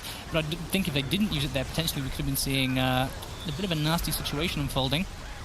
Well, yeah, nasty situation indeed. And, you know, just looking over, Trell's still using the same trinkets. We're going to see this whole Urchin/Edict play from tanks quite frequently this season. And it's a very defensive play. I mean, you have benefit from the large amount of primary stat that are on these trinkets, but they're largely defensive. One is just an absorb. You can choose the physical or the magic absorb, and the other is just that HPS healing over time every 3-second component that I mentioned earlier. So they're not benefiting a huge amount of damage from this on either side. But once again, you know, Trell's just kind of consistent damage with that Hot Trub, and just a bit of danger there, unfortunately, as Dilemma did go down, and those sloppy explosive orbs cost Sistara and Undad their proc on cheat death for the rest, not the rest of the dungeon, but for 6 minutes now. So, you know, Sierra, you're new here, but you've seen in previous seasons, you've been part of it yourself in previous seasons. That small slip-up might not seem like much to the naked eye, you know, just in Twitch chat watching right now, being like, that's fine, they proc their cheat death, but that comes back to bite you in the butt later on. I mean, this is the thing, when you looked at the cheat death the Dilemma procs. And as I was saying, I don't even need to finish my point because they're doing it perfectly for me and explaining it.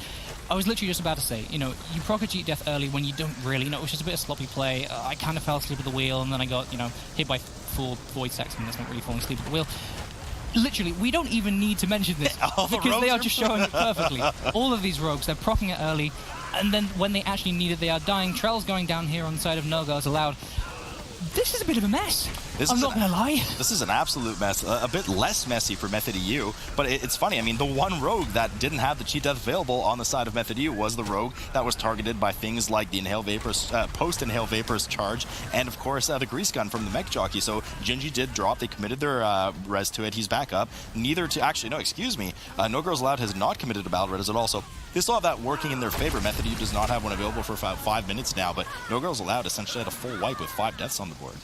It's such a shame to see. It really is such a shame. You know, when we look at how No Girls Allowed were playing in the last dungeon, I wouldn't necessarily, you know, it wasn't a dominant lead, but they were ahead for the vast majority of the dungeon. Then there was that one tiny slip-up, as we're talking about, you know, that one tiny slip-up can affect you massively. Sistara, I'm not sure what is happening with you, but you are dying a lot, my friend. And, you know, we talk about it, and we've said it about several times now. These cheat deaths, they can't be proccing them on random stuff. They don't need to, because we can see that these DPSs, they're taking huge amounts of damage, even with Adel playing so defensively. And you can see, you know, she's not really doing much on the damage, and that's because the DPS aren't allowing her to do that.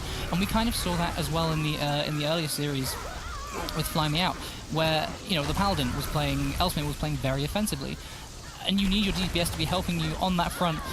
Adel going down, Dilemma going down, Trell likely going to be going down in a second. Yeah. This isn't going how they want to at all. No, I think they just need to regroup, refocus, and just get back into this. Nah, man, this is sloppy here from No Girls Allowed right now as Edelweiss releases, Dilemma releases, and they start running back to the point of their death, essentially. Trell is already playing so defensive, running off, vivifying on top of it. I believe he procced Undulating Tides. I'm not really sure if that's the best call for a tank to be playing Undulating Tides. I'll have to check in on the Azerite gear that he's wearing, so I'll just peek over next time Sierra takes over here in a moment. Now actually going down on Method U. They don't have the battle res available, and it looks they're actually going to make a heads-up call to immediately drop aggro. Excellent recovery and heads-up play here by Method EU. As they say, our tank's dead. We don't have a battle res. It's going to be a while T-Real turns. We're going to just vanish. We're going to shadow meld. We're going to res him, and we're going to go and kill the remaining half of that trash. No Girls Allowed now back in action at 11 deaths on the board and still looking to chisel through some of the trash as they actually use a mass stealth to a more central area so they can congregate everything and pull it together, or not. They're just going for the boss, looks like. Either way, we'll see exactly where they end up. I thought they were going to pull some trash, but they're just going straight into the boss room here, Sarah. Now, when we talk about how Method EU are playing, you know, it's these tiny little mistakes, and this is kind of the running theme in this dungeon, these tiny mistakes that happen very early on that come to bite you back, come and bite you back later. If they were playing a different team, and obviously they're not playing a different team, but if they were playing one of these teams that they're sort of, you know, trying to face off against, you know, Method NA, Abrakeydabra, they would not let them get away with that. You know, that would not be something where those teams would be going, yeah, that's fine, you know, we're just going to make a little mistake here as well. Those teams are looking at playing very, very well. 0 death runs that we've seen so far today from Abra. We're seeing the Abra that we want to see. The Method EU currently that we're seeing is not the one that we want to see. You know, from the very start of the series, I was sort of talking about, this is almost a confidence builder. You know, they did get knocked down by Method NA in the Spring Finals. I think that hit them confidence-wise. And to be honest, it's showing, it's leaking through into their gameplay now, and they just need to shake it off and just get out of that mentality straight away. You can't be going in with this negative mindset. You need to be going in thinking, yeah, you know what, we're going to do this, we're going to win. But when you're in that situation, you know, we're watching it and we're talking about it, it's very easy for us to sit here, you know, we're relaxed, you know, we've got our drinks, we're chilling. They aren't doing that. They're sat at home, they're playing. The pressure's on. The pressure is really on. I almost think at this point, I don't know, it feels like neither of these two teams are particularly thinking about the dungeon that they're in. It almost feels like they're sort of an autopilot, just going through the motions, and then if something slightly, you know, different happens, they just don't react to it. Okay, I'm a very confused here. I'm a confused boy right now. Trell has been rezzed. They're actually at the minefield at Azrock right now, and No Girls Allowed with 12 deaths on the board. I guess they're doing the dungeon backwards, or from the midpoint. It looks like they're getting ready to pull Azrock first with 30% trash on the board. So wildly, potentially... well, going even. No, not even. Definitely wildly innovative here. Now, whether or not it's positively or negatively innovative, we'll just see here in a moment as Dilemma decides to eat a bomb to the face on the side. Just didn't have a pre-run snack, so decides just to have a bit of damage here as Edelweiss takes it nice and slow down the tracks right now. Method EU already working on the first boss right now as Coin Operator Crowd Pummeler is left in the middle for the first coin piles to go down, and then immediately moved out by now to make sure that none of those coins are absorbed, giving the boss a permanent 10% damage buff per stack. As they run through the trash here, No Girls Allowed is already at Rixa Flux Flare. Question mark. Maybe somebody needs to just message Adel and just remind her this is a speed run. This isn't this isn't a fashion show. Not sure I'm sure Transforms here. There was, if I remember correctly, and this was way back. We're talking beta here.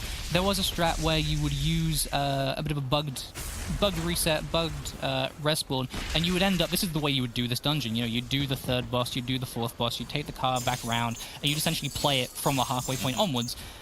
That hasn't been a thing for, geez, I can't even think how long that's not been a thing for. Like you say, I don't know what they're doing. I don't know what they're doing. I mean, No Girls Allowed is just bringing sexy back right now as they start on the third boss, Rix the Flux Flame. They also marked some of the trash there just before with some of the dangerous trash in the R&D wing, so I'm not sure if they're planning to kind of pull that on top of the boss with cooldowns or something. Nothing of that sort's been done just yet, as Method EU sticking to their usual, more traditional route here of 80-ish, so yeah, indeed 83% trash for them. They down the coin-operated Crowd Pummeler, deal with it, and immediately a stealth comes up, making sure to tightly hug the right side as there is a Void Emissary there that does see through stealth. They do have True Sight, so making sure that they kind of dance around that and then pull 3 packs, actually only 2 packs together with the patrol and just cleave it down. Now, at this point, it would be interesting to hear the Method EU comms. If that was a thing we could do, I'd love to jump into their comms and see what they're thinking right now. Because typically, a lot of people have this idea... Method EU? Not No Girls Allowed with what they're doing right now? No, this is the thing. I want to hear Method EU's comms. Because typically, what we see is... I think everyone kind of has this idea that teams will change things on the fly. This idea that, you know, oh, they have the stream open on the second monitor, you know, oh, we're going to do things slightly differently. That doesn't really tend to happen. You know, you need a practice, you need to have a set route, you need to go through the motions. I am very intrigued to see what Method EU are thinking. Are they thinking, actually, you know what, let's scale these pulls down? Because we don't need to show off our strats. We don't need to show the teams for later games what potentially we're going to be doing. We don't want to give it away for them, so we're just going to sort of tone it down a bit. No Girls Allowed, 65 seconds on the death there. Method EU really don't need to be going all guns blazing. They could take it from 100%, drag it down to sort of maybe, you know, 70, 80. They don't need to be going on full charge. I mean, the No Girls Allowed comms would be very interesting. At this point, I think they're probably aware that they might not win this. I mean, they might know. I think they might know, but anything can happen. We've seen, ironically, on this map of all maps with the powerhouse that Method EU was last season, this is a map that they had horrible chokes on as well with the kind of bomb area post-Azarok. I mean, they had 19 deaths. I remember Zalia bouncing around like a beach ball between some of those mines, but, you know, so it happens. It can happen, so I wouldn't say No Girls Allowed should just give up and stop doing this properly. Maybe they're using it as a bit of an opportunity to explore an alternative strat. They already saw that they were down at the beginning. They said, hey, let's try that plan B that we haven't really practiced, but let's see it through and let's see how it works out. But right now, I mean, Mogul Razdunk has been pulled, the 4th boss of the dungeon, technically the last boss, usually the last boss, but teams can, of course, circle back around with the little minecart ride to restart from the beginning of the dungeon if they want. So 30% trash on the board. Mogul Razdunk, 80% just about to be for No Girls Allowed, whilst Method EU with the traditional routing has 98% trash at Azarok, who is currently 85%. Yeah, as I say, strong performance from Method EU, but again, it's those tiny mistakes, and they do add up at the end of the day. I'm just checking No Girls Allowed. It's not unusual positioning. It's just typically what we do tend to see teams do is they either just drag it around the place. They're either going to watch out for those boombas. There'll be 2 of them. They'll be facing in a I think it's a 2x3 grid that they're going to be facing down 2 of those lanes, and they'll just sort of move on the fly. Or there is a spot which is, I think Trell's sitting in it right now, actually. Yeah. Where you just never tend to end up with anything there. It seems like they're going to be trying to use that one. But it's also important to know the reason they dragged it to the entrance is because you can actually step down the stairs just a bit, and you're completely immune to any AoEs there too. So you can see actually the Rogues and Edelweiss sitting on the couple of last few steps before he reaches platform, before those Boomba bots went off, and they were just completely void and safe of any AoE there. So I guess they discovered or innovated a separate immunity spot. Now the danger there is you're technically out of bounds. So if you're targeted by an ability right after those Boomba bots go out, you can technically despawn the boss. We've seen that kind of slip up happen on Razan. Razan's a good example. Somebody running up, trying to grab one of the Sky Screamers, gets targeted, does it at the wrong time. Razan just despawns as he tries to go up the stairs to grab them. So got to be really careful with that that kind of stuff. Clever play, but can be quite costly if it doesn't work out. No Girls Allowed here, just to check in, of course, is now dealing with their transition phase on Mogul Razdunk. Has actually just finished that and pulled him back to the entrance of the room so that they can DPS him down in these essentially safe zones where they don't have to move the boss from and just maximize damage. Method EU has finished off Azeroth, and we see the team running down through the minefield and getting ready to skip onto Flux Flame. One thing to highlight there, Adel actually took the homing missile and ran it completely out of the room, made sure that nobody actually got hit by that. Again, sort of comparing the way that different healers like to play. Ellesmere basically just says the complete opposite of sort of most healers' mentality. Just take it in the face. Just take it, I'm going to heal through it. Doesn't really do that much damage. But when you look at how some of these DPSs on side of No Girls Allowed are dealing with this Gatling gun, they're taking maybe 1 or 2 ticks that they don't necessarily need to, playing a little bit greedy, playing a little bit sloppy, but they are going to be getting the boss down now. He's going to jump out of his little mech robot. They'll be able to finish him off very quickly, and they are going to be running towards the entrance of the dungeon. There is a little car here, a little jazzy ride, which you don't typically tend to see. I think it was more designed as a way to get you out of the dungeon as opposed to something which you would use in a run to get you around it. It's nice, but right now, they're not doing anything. They're not killing bosses, they're not getting trash count, they're having to sit and wait, and now they're going to have to regroup and get back into it. It's a little bit of downtime. I mean, yeah, it's cool to see, but the amount of travel time they wasted just doing this kind of roundabout around the entire dungeon, not only that cart ride, but also just skipping to the third boss without killing anything along the way is very, very time inefficient. So the amount of aggression they're going to need to have on packs and really no relative gain to the efficiency of how they kill things by starting with the third and the fourth boss before the first two. I'm not really sure worth here, almost at all. This is the thing, right? Dilemma's down. Yes. And this is the thing we saw. When they used their first Bloodlust came up, it was on the pack that's just slightly off of the horizon, and we did see 1 or 2 of their rogues go down, and they've come back round to where, you know, most teams will typically use their first Bloodlust. They've used it, and a rogue's gone down. You can't be dying during Blood... I mean, you shouldn't be dying at all, to be perfectly honest, but especially during that Bloodlust, that's your window of opportunity where you want to be maximizing your damage, you're going to have that haste bonus, you're going to be doing huge amounts, and you're dying. That's not what you want to be doing at all. And again, it's a very strange pathing. Adel doing the same thing she did earlier. I think they're just having a bit of fun right now. I think they're kind of aware of what's happening. As I say, maybe they've got the stream open. They can see that Method EU is ahead. They're heading to this final boss now, 100% count. That's all they need to do. So they're just chilling. They're having a bit of fun. As you say, maybe giving us a little tour of the dungeon, seeing the hidden spots that we never get to see. Yeah, I mean, this is I mean, it just started sloppy joes here for No Girls Allowed, and it just didn't work out for them. So, you know, maybe they're exploring their plan B. They're having a bit of fun with it. Nonetheless, they're still going at it in the dungeon, and Method EU, all eyes on them right now, as they have indeed gone to the final boss of the dungeon, Mogul Razdunk. We've seen now pull the boss to one of the quadrants that is safe from the boom of bots, as the entire battlefield gets rained down on with missiles from those bots. Gatling guns starting to rotate in a clockwise fashion as the team avoids it. It's really only a matter of time here before Method EU takes this match. For sure, and it's nice to see that certainly from the outset, it seems like Method EU are playing this boss very clean, and this is something they're going to need to do going forward. And I'm hoping that taking this victory, you know, I mean, technically we're assuming they're going to win. It would be very surprising if they didn't win. Maybe something crazy could happen, but I highly doubt that. However, this might give them a bit of a confidence boost. Even though it wasn't necessarily the cleanest game, it's a win. And a win's a win. Just as you progress through that bracket, you gain a bit more confidence. You beat one team, you go, yeah, you know what? We got that win under our belt. And then you move to the next team, and you beat them, and you move on and on and on. And hopefully it doesn't get to the point where they run out of steam like last time.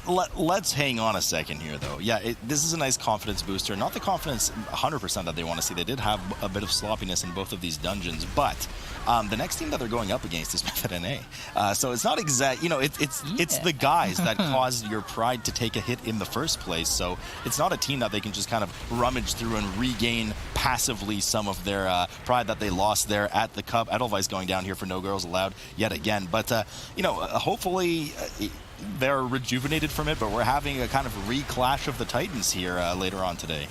It's definitely a game that, I mean, you know, I asked Now about it, and he said they focused a little bit on that second series. It wasn't the only thing they practiced. Obviously, they did practice all the dungeons. Maybe they practiced a little bit harder on that series than they thought they did. You know, maybe they just went, we don't need to practice that hard against this team. The first dungeon that No Girls Allowed did, though, they could have taken it, and this could have gone to a game 3. I would have loved to see that. I would have loved to see, you know, these underdog teams, these little pups going, you know what? We're not going to give you an easy time. We are going to, you know, we're going to take games from you. And unfortunately, they didn't manage to do it in the first one. And this one, I mean, it wasn't even one moment. The whole thing kind of just fell apart before it even started, really, which is a shame. Quite early on, as Method EU is sealing the deal here, taking the series 2-0 and rewriting the